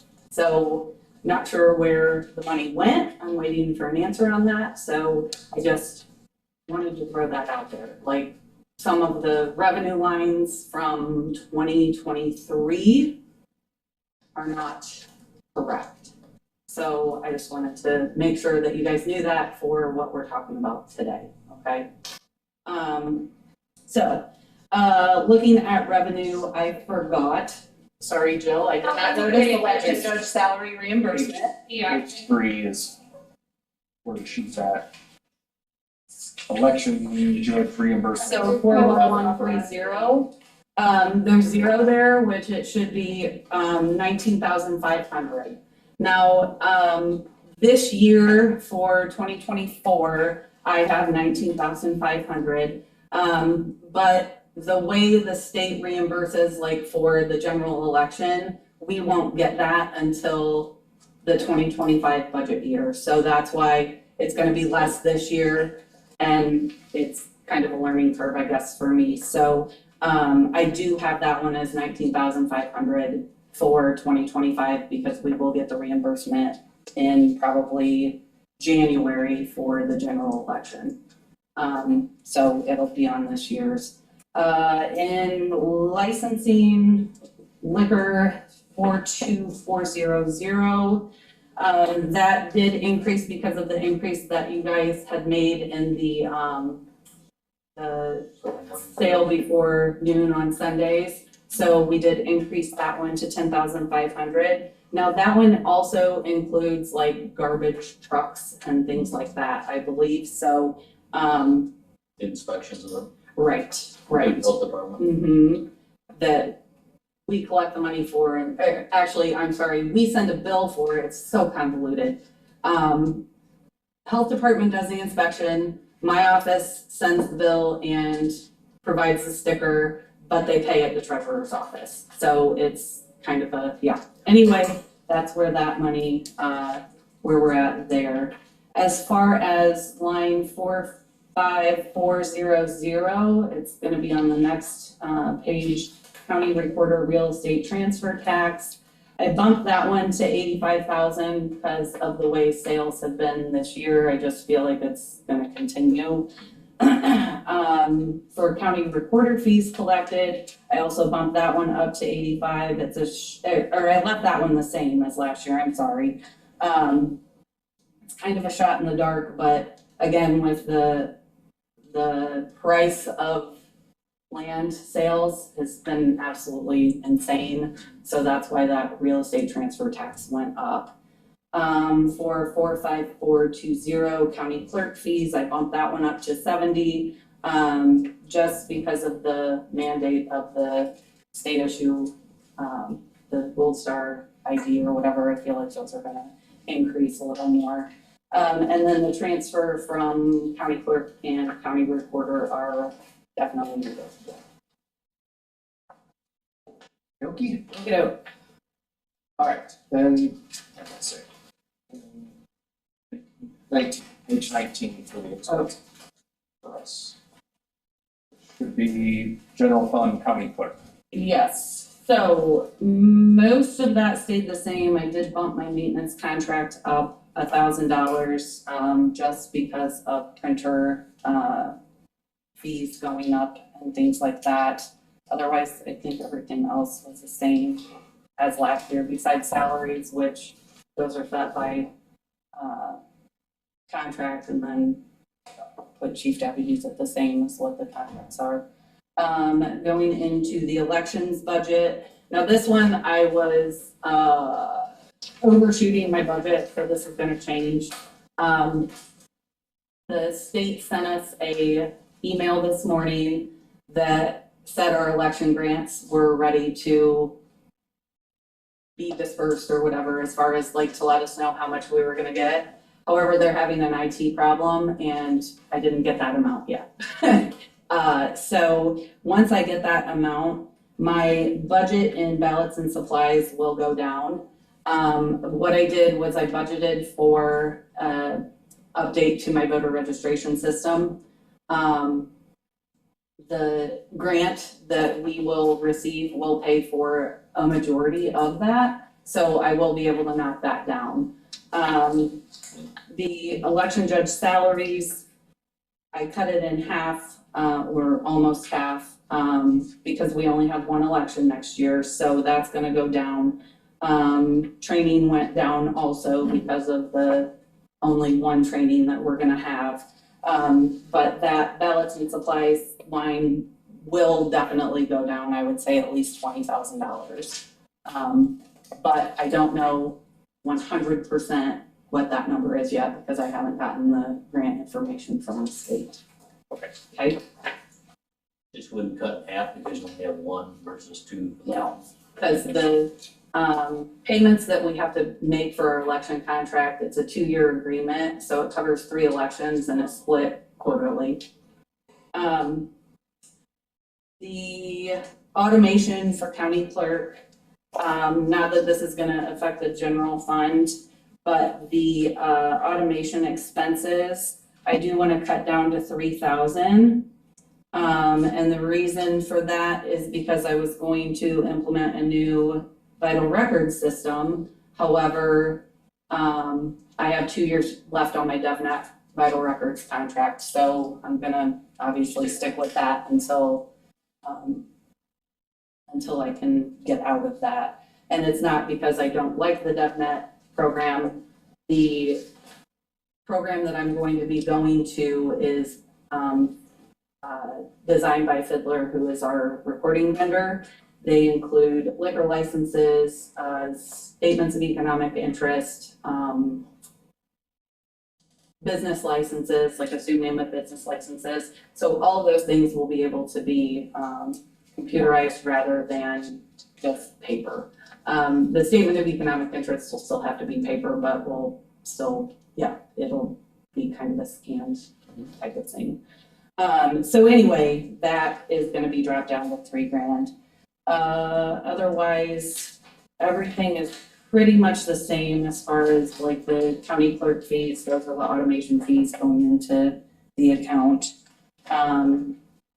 The death certificate grant, and then the expense side of that is the recorder death certificate surcharge.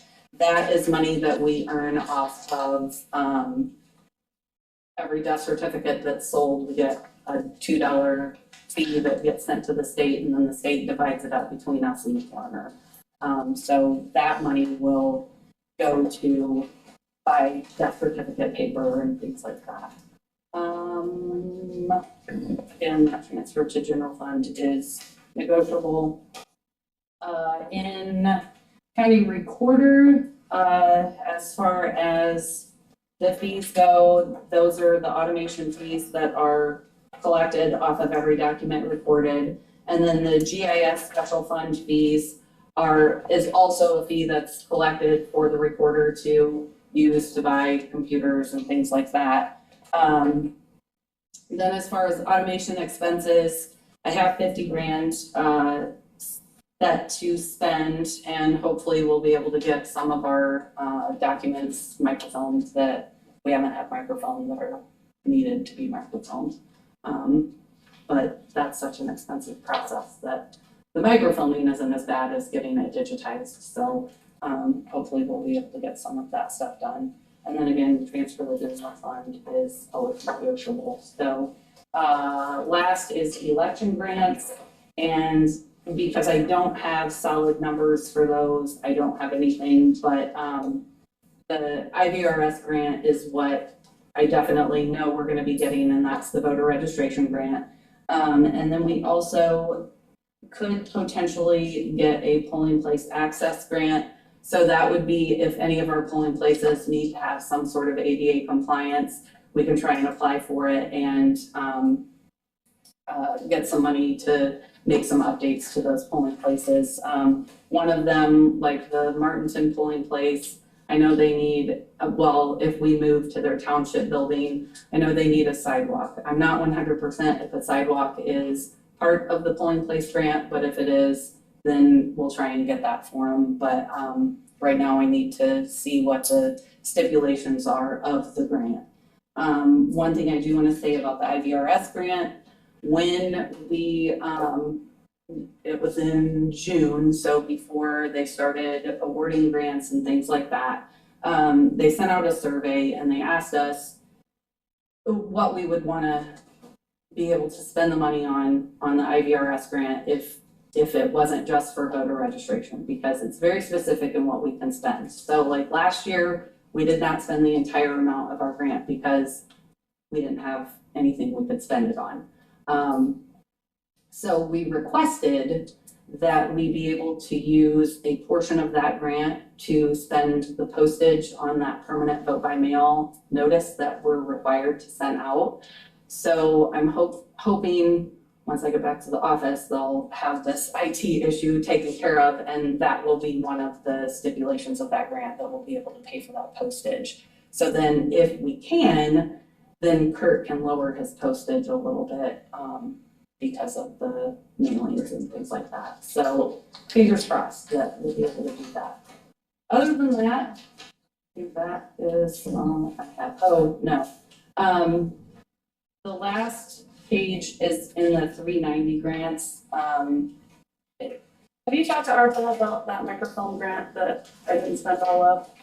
You haven't met, so, yeah, that's right.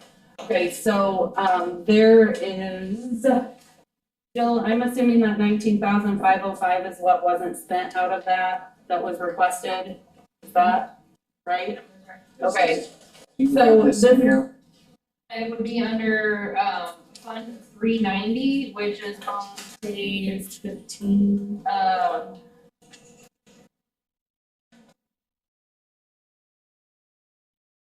78. Sorry, going way back.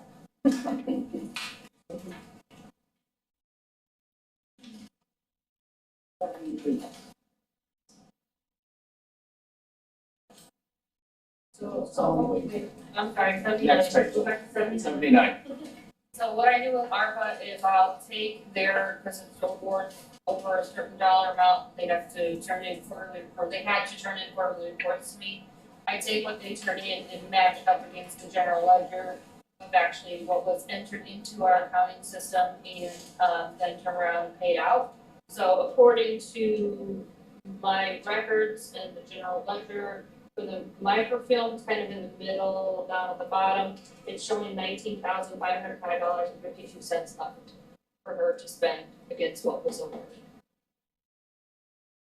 Okay, so that money right now is not going to be spent unless I go to ARPA and ask for it. I didn't know if you guys needed it for something else as far as, because my bid came in less than what the actual amount was as far as. So $90,000 lower.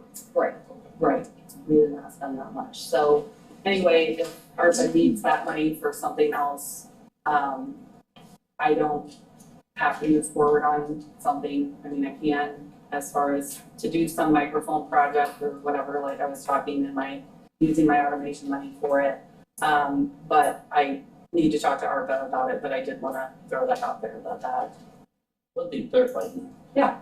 You have old records and you're either trying to capture them either through microfilm or Both. through digitalization. Both. Why do you both? Recommended by state archives, and we have not been doing both for, well, we hadn't been since 2002. We had stopped doing actual microphone. Right. So I had a conversation with state archives, and just by happenstance, a week later, we had documents that were missing pages. And we had no way to recover those pages. Digitally? Right. Because digital images can mysteriously disappear or go corrupt.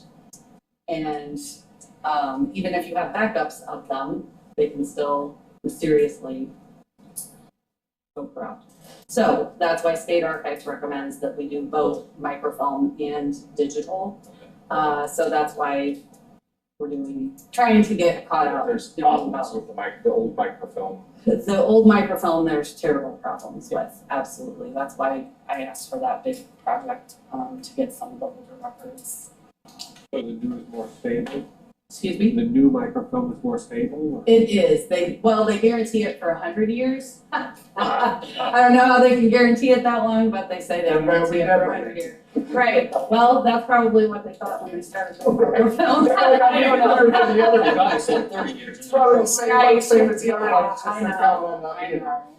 So, does anyone have any questions about those? And I'm crossing my fingers that I'll be able to get Jill numbers, though, when finance rolls around. We'll at least have better numbers for her, if not. Yep. We can do that, or Kurt still needs to talk about his, or we could do that. You're fine. Okay. Thank you. All right, thanks, guys. Thank you. Kurt didn't talk about his revenue stuff. So Kurt or Julie, whoever, I don't know. Somebody.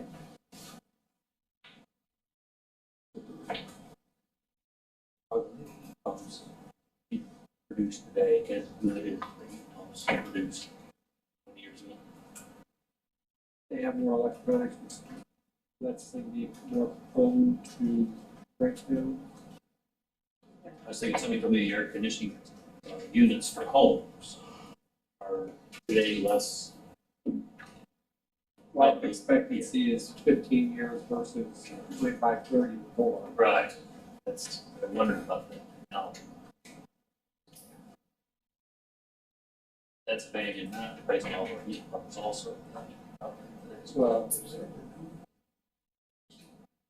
she's one of them. She's one of the new board members. Oh, okay, she's the mother, Harry's granddaughter. Right. It's not good. So with the brilliant changes that she just made, adding the 19.5 for revenue, and changing the, well, her automation doesn't matter, but changing the automation, we are in the black 47,269. for her department. Well, this postage thing. Since she so- added in I 19.5. don't know how much that postage thing is, but it's probably something there. If Plus, they get that grant or whatever, she's waiting on it. Yeah, on top of it. I- She's always struggling with getting money to fund digitalization and stuff, so I think that's something that Probably gonna leave that other, yeah, the So that's- ARPA money, she probably just needs to do more. well, I've explained it to her a couple of times. Because the already, whole that thing was she was it's going back been so a- many years, so like just go back more years. I Well, don't and I think she just, Green's very, she likes the formality of things, so I think she just wants to formally get it to the ARPA Yes. committee to say, this is what I know I only said this many years, but I wanna go back this many years. Right. And I've explained to her that that's okay, that she could do that, because she has the additional funds and it's for the same purpose. If we defer some of that. I guess, I'm just. Yeah, like that. We need to get up. Okay, we're missing, yeah, we're gonna wait here until Scott gets back. Which one we go back to? Your revenue, Oh, okay. but wait till Scott comes back here. You mean this one? Okay. what may do that for us. Three. You're gonna do one, I don't think he is. What's it for? Oh, yeah. Three and four. This one and this one. Yeah, I treat you guys better, you get page numbers for the department heads still.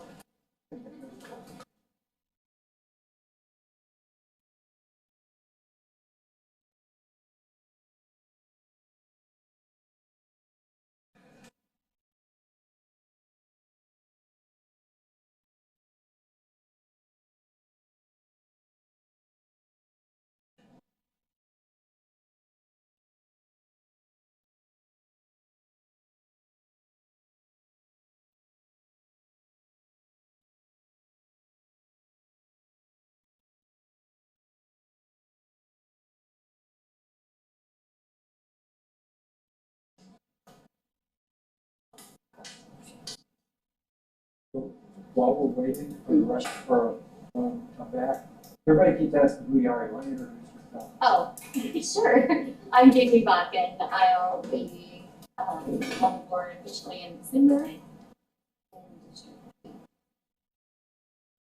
Your Harriet's granddaughter. I am Harriet's Okay, granddaughter, John's daughter. Jim's daughter. Jim's daughter. Yes, You replaced somebody?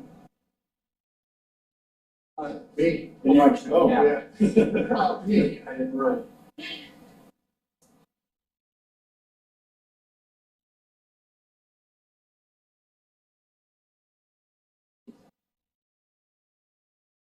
You find your answer yesterday? What's your time? No. They proceeded to show me the same map you have. Okay. And I said, I don't think that's right, because I'm up north in 1991. So they're looking as we talk now. and see if Okay. They can't. But you know, a lot of that tile, I don't know how, some of that shouldn't tie into a district, but there's a lot of tile that does. Carlos, yeah. Definitely. I just want to make sure we don't. Something we Right, so, suggested to do something that shouldn't be suggested. yeah, like that tile you said that's plugged, I don't know who's responsible, if it's Bill, if it's runs through his property, or. Well, it's clay, so I mean, who knows?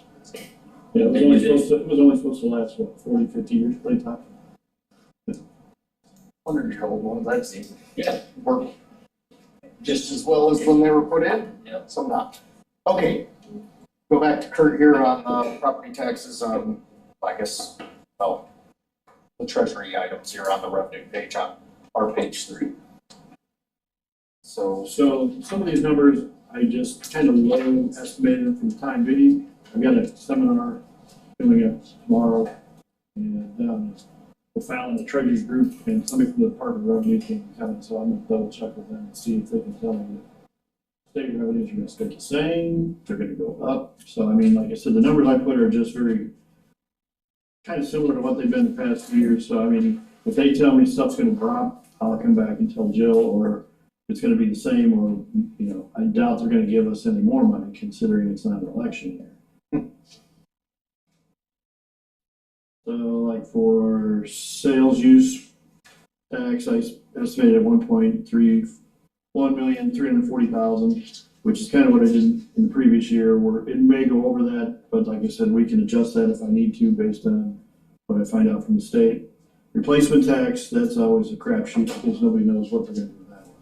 'Cause that's, But year to date is only 94,000, right? right, there is some revenue that she hasn't posted in there. It should, if you, this is what's in the general ledger. If you look on your, that monthly sheet that some of you get, are supposed to get, it's a little higher than that now. Let's see, the income tax, I put it at let's see, 1,314,000, like I said, and I'll double check with the state. Video gaming, that seems to fluctuate every year based on, I think, more the economy than anything.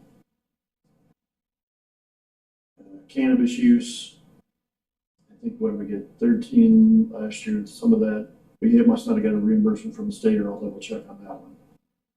And then penalties and cost and interest, that was after the tax sale. Some of that looks like it got put into their collector account and it needs to get adjusted and put back in there. So it should roughly run somewhere around 70,000 or a little higher. Let's see, where else do I have? Interest on investments, I got for budgeting 120,000. I'm working with the banks to try and see, we've got some CDs that are coming due. See if they can pay me a little better rate. I'm checking around the different banks. Did you check First Trust? I've called Kerry, yeah. They're supposed to be getting me some numbers here. Working on for what his rate's gonna be. Cause I got $1 million CD that's coming up, and so it's a 6-month one, because I just, staggered some of the money based on we didn't know when we were gonna get tax bills on and stuff, so that way we had some operating cash, so. I'll see, I may put it in for a year, maybe 6 months, we'll see.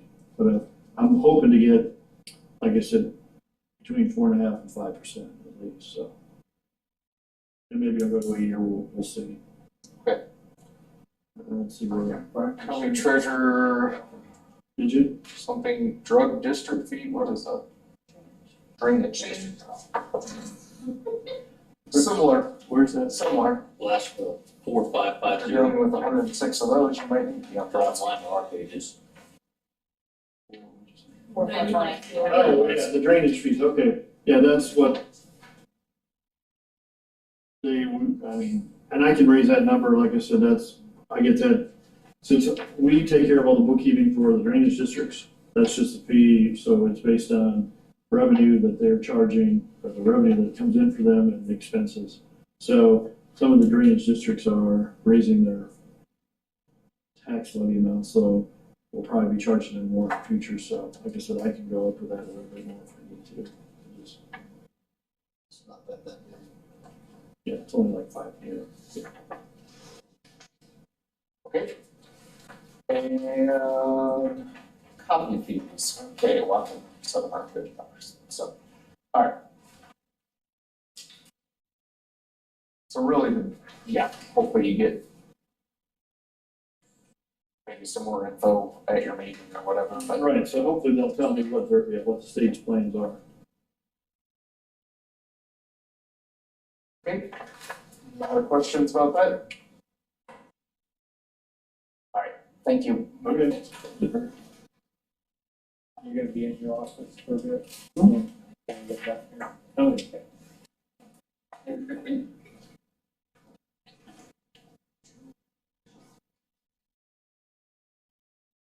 Who do you want me to sign in next? Julie, if you would. Okay. Okay, thank you. Should be on page 37. And just kind of to verify what Kurt was saying with the revenues. In the general levy, he is behind. They're behind a couple months still. So as far as predicting where we're at year to date and forecasting, there's gonna obviously be some discrepancy in there because I don't see the revenue end. Their accounts receivable, we do accounts payable. And what he's saying is when they give you that spreadsheet that he makes, and you'll see it with like the tax income revenue and then like the salary reimbursements on the back of the page. Those, I guess they're keeping up to date, but they're not entered into the actual software, so I don't see them until they're in the software. hot seat. When do you think, does he have any date in mind when he might? This has been an ongoing conversation for a couple months now. Not sure. Morning. Morning. Or I guess we have, two items for, there's, page 37 has the budget for the department, but there was also in the revenue on page 3, building and zoning fees of $50,000. I think that's probably a reasonable, I think it will be more than that. Sure. But I don't want to say, I'm gonna bring in 65 and I'm gonna bring in 50. Sure. Okay. And with all of the renewable energy stuff that is coming, page 3. And 37, so he's involved with this page on expenses and then on the page 3 towards the front. Yeah, the after 2. Okay, so, yeah. Kind of in line with where you think it's maybe a little low. Right. Okay. And then, I guess maybe then, once somebody's got a comment about that revenue number, we can. Do you think, switching over to Jill, do you think that year-to-date is accurate for her? For, I'm gonna say, I mean, I'm gonna leave that up to Julie, but they are, the treasurer's office is behind on inputting their information, so. My year-to-date revenue, I can tell you to the penny, is 68,602 and 28 cents. Thank you. You're welcome. My year-to-date expenditures are 61,577 even, so we're 7,000 and some change to the plus. So everything we have brought in has covered all of my department's expenditures 100%. Repeat the revenue numbers, please. Okay. $68,602.28. Thank you. You're welcome. Mike, if you keep on that pace. Well, here's the thing with that 68,000, I have a lot of solicitor licenses in there, Okay. and I can't count on that for next year. Yeah. So that's why.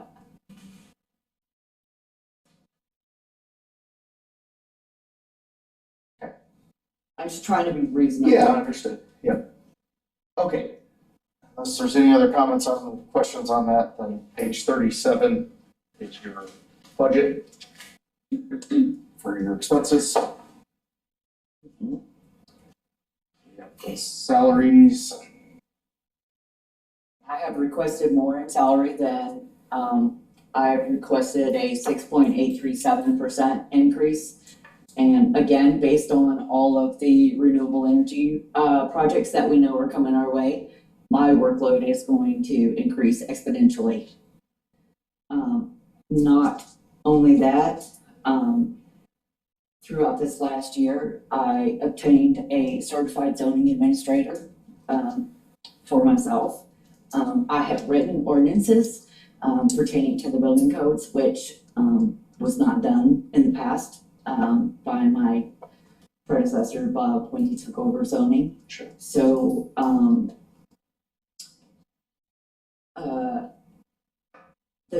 in addition to that, the average cost of living in Illinois as of April of 2023 is $49,558. So I don't think I'm out of line asking for the increase that I asked for. Sure. Okay. Secondly, the deputy clerk, actually the salary should be $29,120, because I think whoever we put in that position, we start them in at the the beginning rate and have them grow. Realistically, I'd like to have a person in there that when I leave and retire, they're ready to step in and take over for the next generation.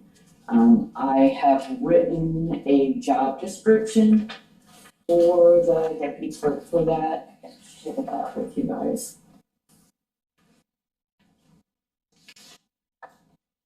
Because like I said, I think the workload will increase enough that I will need, some assistance.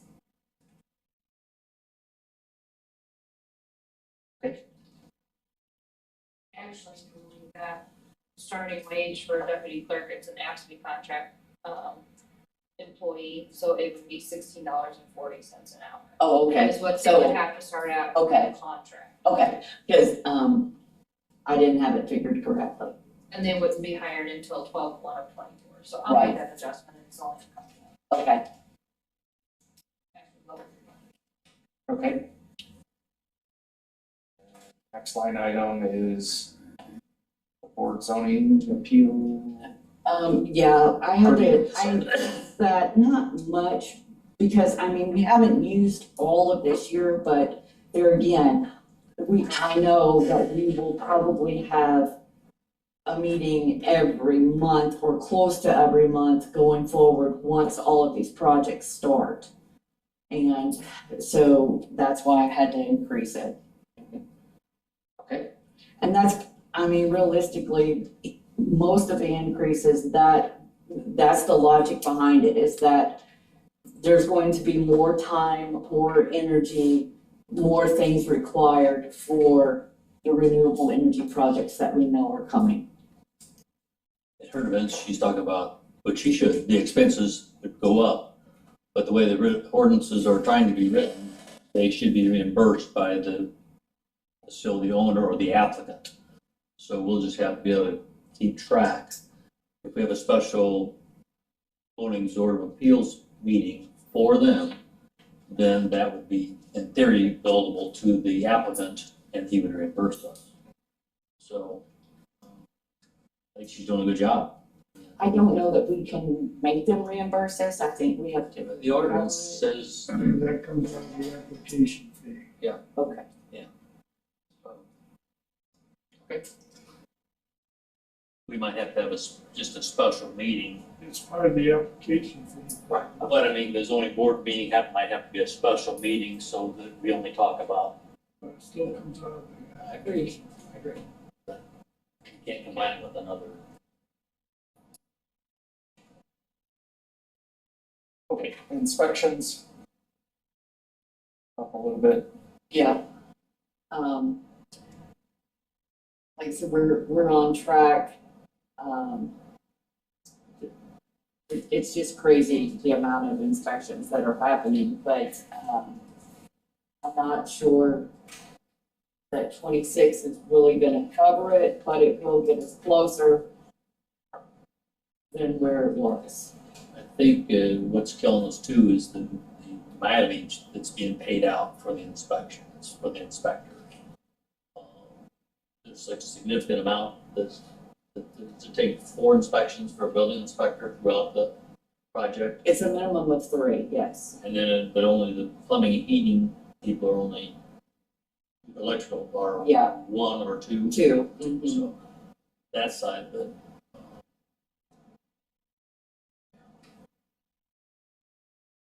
Okay. She's running, looks like a positive case side of the equation when she's got 68,000 revenues and only 60 or 61,000 expenses. I think the committee, I think, was gonna look at our building permit fees here when we get down to some ordinances and see what we can do to bring them in line with other surrounding. I think we discussed it one other time, and there had to be, a fee study done, and I don't know if we never had. We'll figure it out, but yeah, our plans are to revisit. It was in conversation, is all, yeah.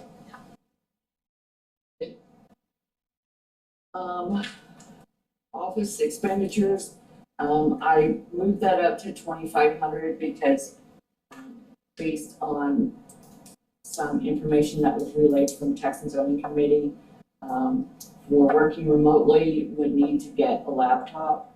And so that's why, I put that up.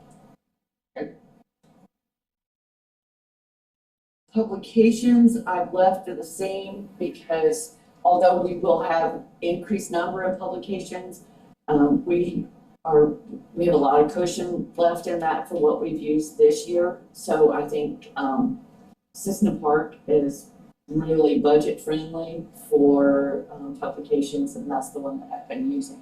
So I think that at 1,000. Do we have it in there, all the books that we need to order for the inspections? That would, fall under office expenses as well, and so I should We put, need 3 sets of 3 or 4 books. Then we need a black drive. I thought we said we were only going to have 1 copy. According to the ordinance, it says 3, so you wrote it. So double check what you did, but we need to somewhere have it. We need to have those on hand, both. Okay. Okay. Double check. Okay. Mileage and travel, I moved that up by 1,000 because, as Doug was just saying, mileage, based on the number of inspections that are happening is going up. The Board of Appeals travel, I've left that as it was because we do still have a cushion for what has been used, this year. The education and dues, I've left that at 500. I do have some, floodplain management, stuff that I need to get under my belt for my next education concentration.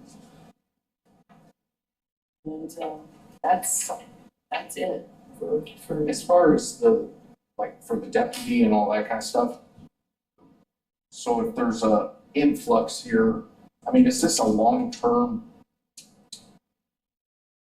I mean, how many solar farms can we build? I mean, is this a long-term need? I would say Because at least the worst 10 thing you can do is add headcount and then have to get rid of it because it's about like, it's not a pleasant process. Well, there's gonna be inspections during the construction phase of things, Right. however long that, and then there'll be ongoing inspections based on either 3-year or some calendar listed event. I don't know how much will be in-house versus out-of-house. So I don't know. I'm just saying, No, I'm not no. saying you don't need help, I believe that, it's just, it's not fun when nobody, once it happens, then it's impossible, not possible, but it's a very painful process to get. I can to go- tell you go the right other now direction. with the amount of things that, assessment has to do as far as getting everything up to date, there is no one at any given time for her to lend to help me. What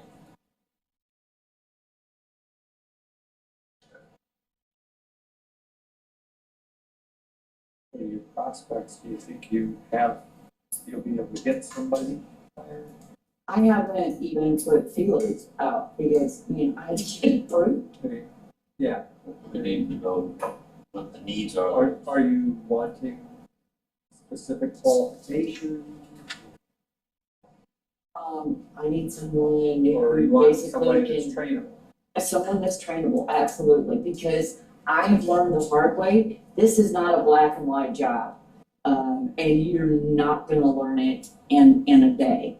Like I said, my hope, is that I can have someone come in who is trainable, learn it, and when it's my time to leave and go on, they have a strong foundation and can take over and go from there.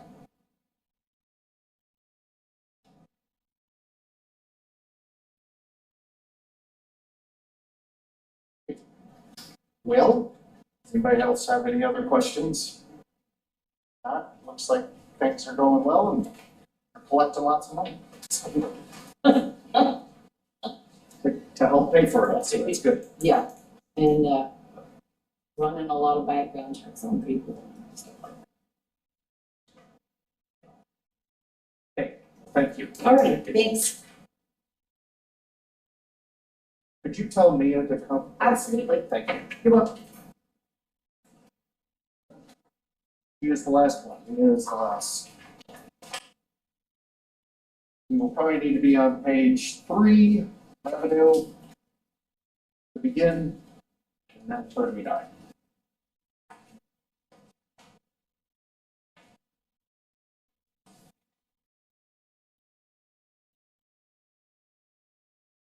The last, the zoning appeal, I can wait. Okay. I do have some information. Sorry, I'm gonna reference it, so I just thought it'd be better if I had it out.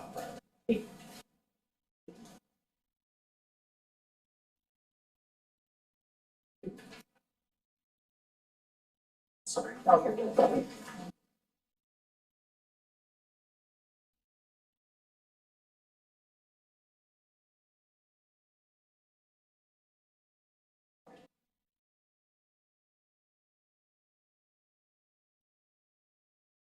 Oh, wait, no, you don't, but that's fine.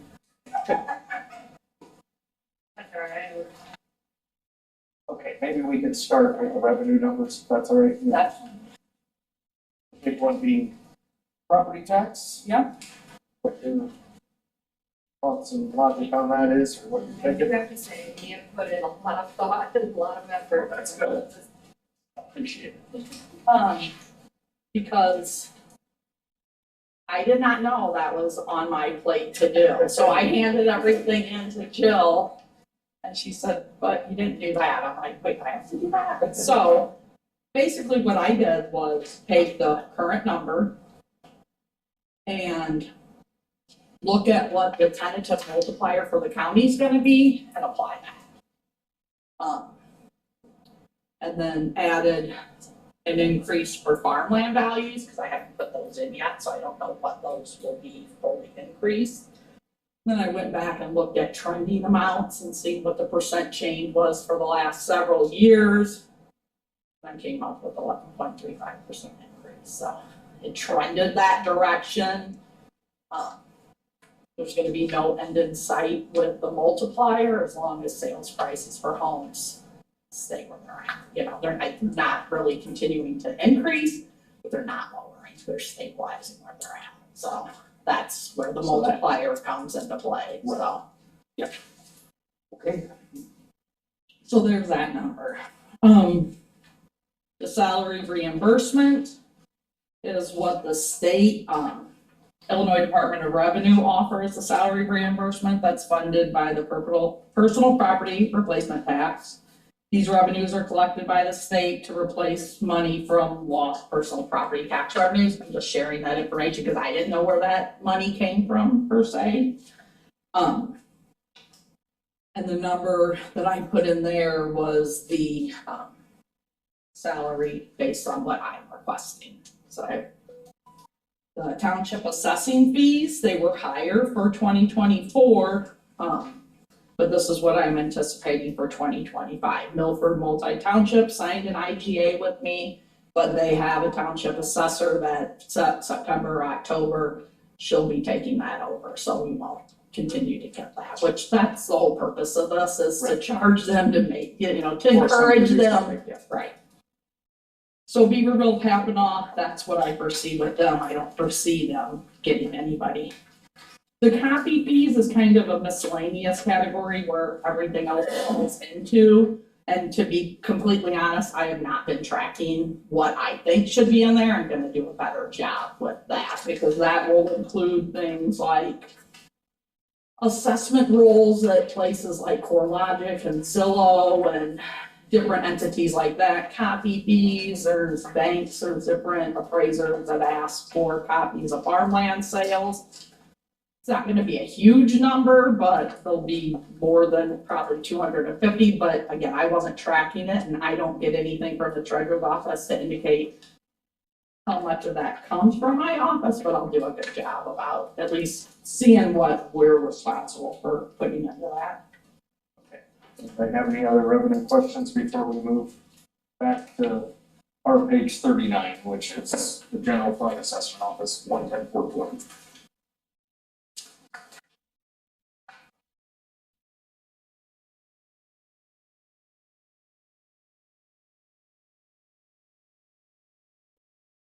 So again, this doesn't have all my explanations. Okay, so the department salary, head salary, that's the 66,000. The page I gave you kind of how I came up with that number.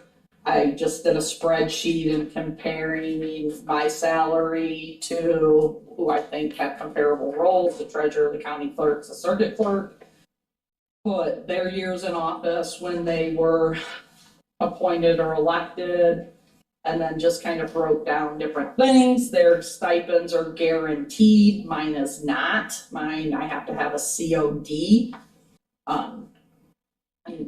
This isn't the time or place to explain what a COD is, but it's currently at a 36 and I have to be at a 30 or under to receive it, which means my township assessors have to get on the ball. Hopefully, once we get CAMEL implemented, that will happen. And then my stipend is 3,500 if I'm at a 30 or below for a COD.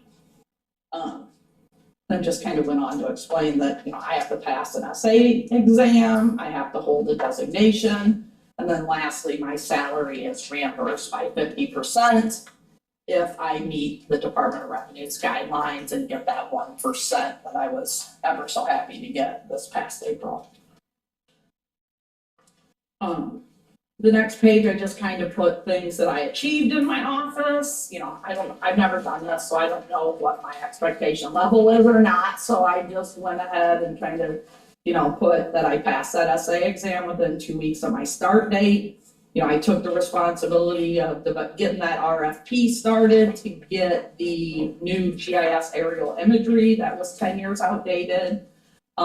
My office is currently working on creating digital property record cards and sketches for all the properties. Added quite a bit of EAV. I've not calculated it for parcels that did not have improvements or homes on them. They were only being assessed for land. And just the last point I just want to make that as of today, so certificates of error are corrections basically to the tax bill. Somebody comes in, they didn't get an exemption, something's wrong on their tax bill. To date, I have 167 of those. Last year, there was 2,062. In 21, 342. In 2020, 699. So to me, that kind of represents that we're doing a good job, that we're making sure people are having the exemptions they're supposed to have on their tax bill.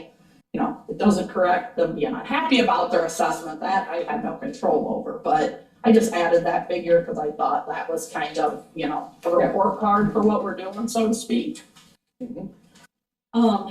With my expenses, I'll go back to this 420, is a chief deputy salary. So currently I do not have a chief deputy, so I'm looking to name one December 1st. And that's the salary that I'm recommending for that. I have 2 deputy clerks in this fund. My office expenses, I think I just kind of trended with what currently existed. I debated lowering it, but after talking to Jill, the computers in my office have not been updated in a really long time. Mine went out this year. So I just kind of wanted to make sure there's enough room in the budget that if a computer needed to be replaced, there's funds there to do it. The tax mapping service, this is a cost of using a third party. So Bruce Harris and Associates that does all of our parcel map maintenance. So all of our divisions, consolidations, land use changes, all get sent up to them to change our GIS map. Publications, I did come down a little bit with that expense. I still have to kind of feel my way around because state statute, after talking at the last tax committee meeting, says that if there is a township that has a small local paper, we have to publish that township in that paper.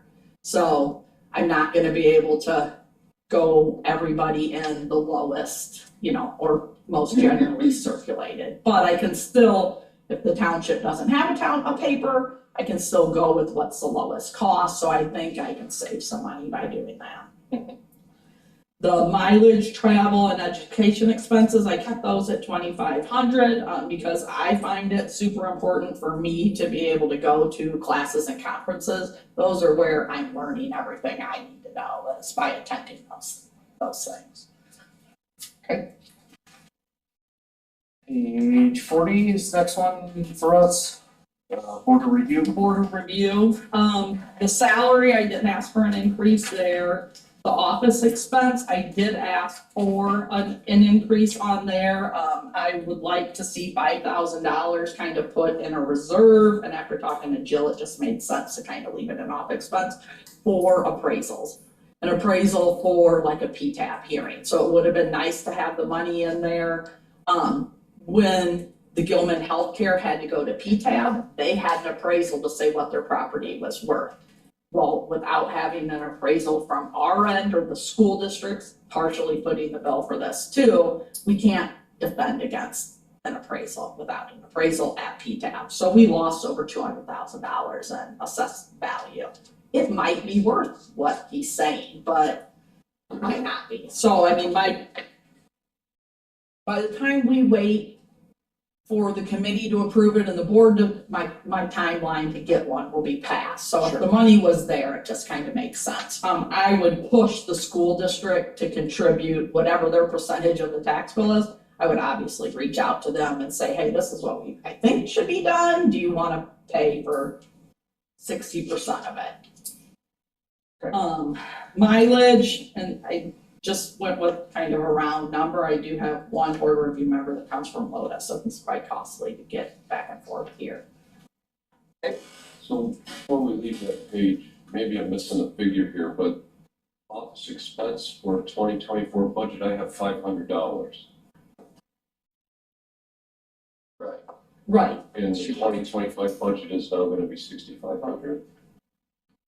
Well, I looked at the forecasted amount and looked at and thought of it as $1,500 is what I looked at it as. She's got the 5,000 in there to cover if she needs to get an appraisal done.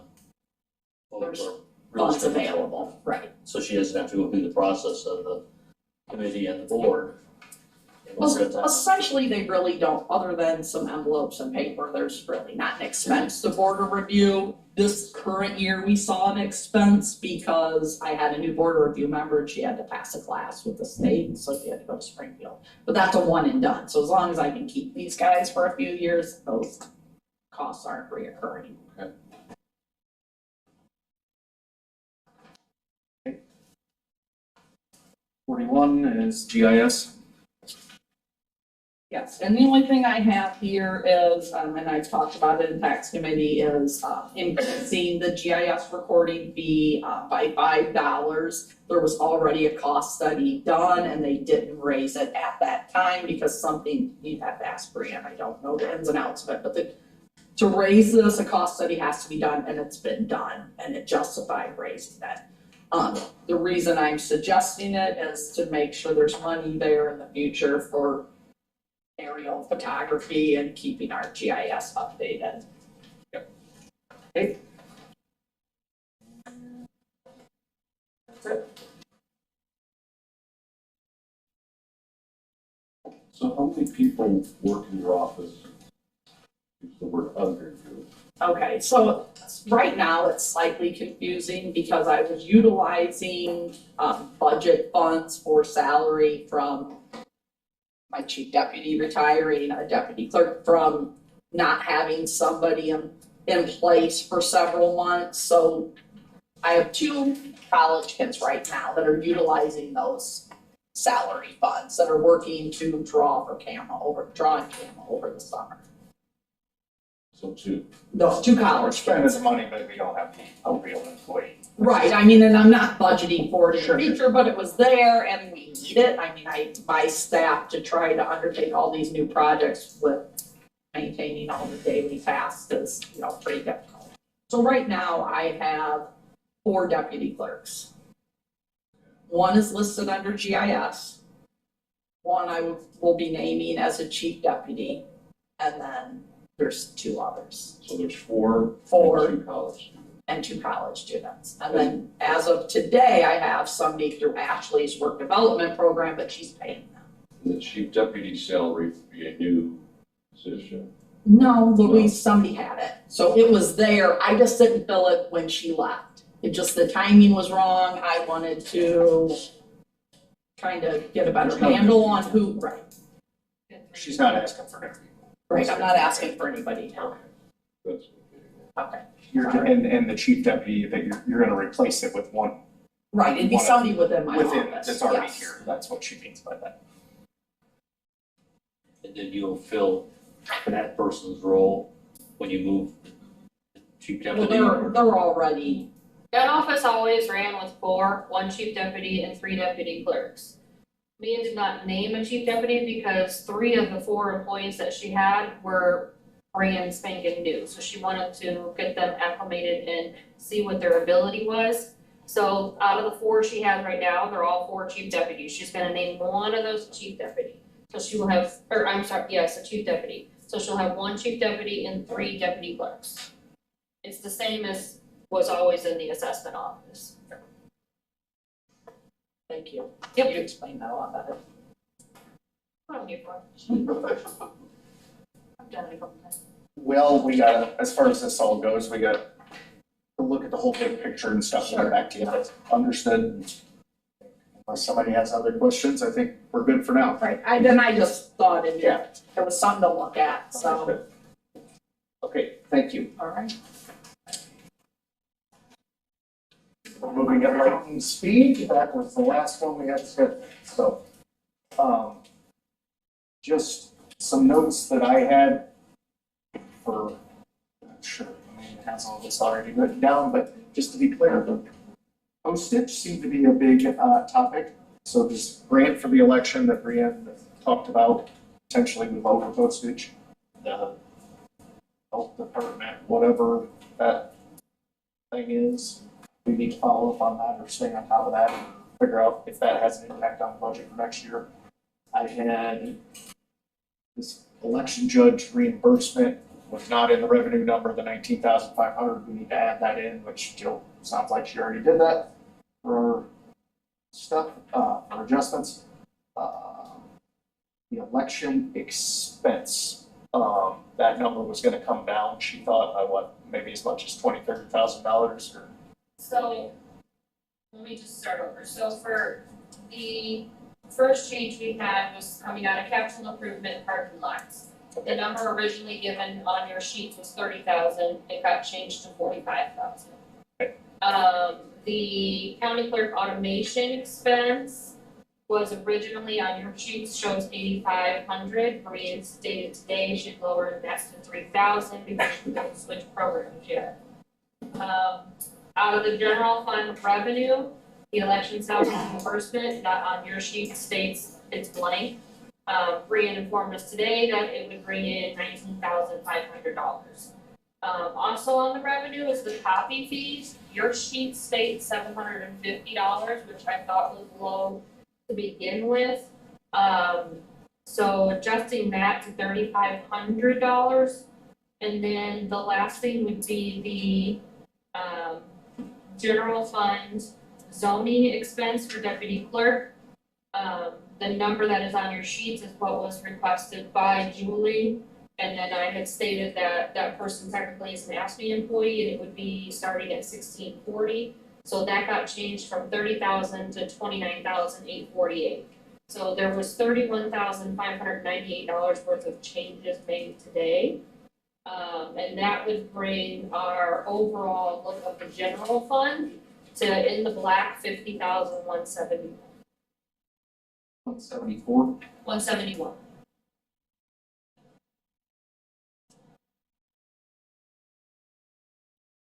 But today was productive because we found some money. Okay. You know, this $18,000 that he is gonna need to update her, the DevNet conversion away from, the Java script software. Is that gonna come out of this year's figures? Yeah. Otherwise, you know, I mean, She told, he's been told by Deb that, no, by Bruce Harris, Bruce that Harris. they're gonna switch away from a Java-based formatted software to a different base, and there's an $18,000 conversion, one-time $18,000 conversion. He's done a good job trying to find alternatives, but we might have to go. And I think that's, she's got that worked into, if I remember correctly, into the GIS expense line. So. For this year. Currently it's budgeted for 15,000 for FY '24. She's requesting it to be budgeted at 30,000 for FY '25. So, from what I'm being told, that it's gonna be for an FY '25 expense, but I just don't know how she's gonna make that work. She's only increasing it 5,000, but it's costing us. she increased to 15,000. Oh, That line, I'm sorry, I thought, okay, yeah, that line got increased to 15,000. okay, then that makes me sleep better, thank you. So there shouldn't be any surprises. Okay, And I think it really helps that, you know, for 2 weeks now, we've been having these conversations, and then all throughout the year, they come in and talk to me about stuff too, so. well, that's It just good. makes the Thank you. It process- makes it a lot less painful doing it this way, so that's because of all that work, so we appreciate it.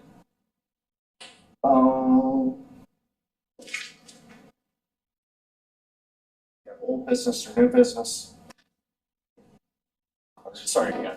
If a person got a concern about a certain line that was talked about today, then for salary or whatnot, they could be addressed at the regular finance committee meeting, correct? Well, I think normally what we do is we just let them all come in and talk, and then, yeah, this salary always is a discussion, because I think, I did not mention that earlier, but probably worth saying right now. Jill gave us this. And after, It's a handout. after these 2 days, I will compile what their requests are, and get it to you guys for proposed salaries, what they're currently at, and what they're proposing, to show you what each department breaks down into a percentage wise. And then you can have your discussions if you wanna do it at finance, or if we do it at the following meeting. Have your discussions on where we wanna set those non-contracted percentages. So this is basically a summary of all the requests as they stood. That's what I give to the department heads with their worksheets, to kind of give them an idea of where they were at for this fiscal year and what it's looking like for next fiscal year. So like the first one you have that you're looking at, Michael, is for the sheriff's department. Okay. Most of theirs is FOP contracted. Sure, yep. The only two that are not are Cindy Drake and Tricia Shepherd, who are the administrative assistants. And those are the salaries that basically you would have to look at, because they're the only two salaries that aren't under a contract. But a lot of times you give us that sheet, sorry, I thought that Yeah, was I it, did that. but this isn't that sheet, but No, there's that I did sheet that after these two. after this thing. So after tomorrow, before the finance, the August finance committee meeting, Jill will give us a sheet that, a summary sheet of all the salaries that we actually have to make a decision on. Yep. This is basically union contracts, so there's not much, you know, That you gives you an look idea at of it. how we came The up. problem always every year is everybody requests different things, and I'm not saying it's right, but typically all the non-ASME employees here that work in the offices and things like that, try and keep everything, there's one consistent one department's not getting a 5% raise and the other one's getting a 2%, you know, but we have to make a decision to keep everybody in line with each other. And normally there's always generally been a relation to what the union contracts obviously have a big say on that as well, because the whole idea of, they don't necessarily have to, but they do, because the idea that, well, the union employees are getting 3% and I'm only getting 2%, and that doesn't go over so well, so a lot of times these things all kind of align in the same direction, but everybody throw, what you're seeing in the book is what they've requested, like Mia just did, that she's asking for a substantial increase.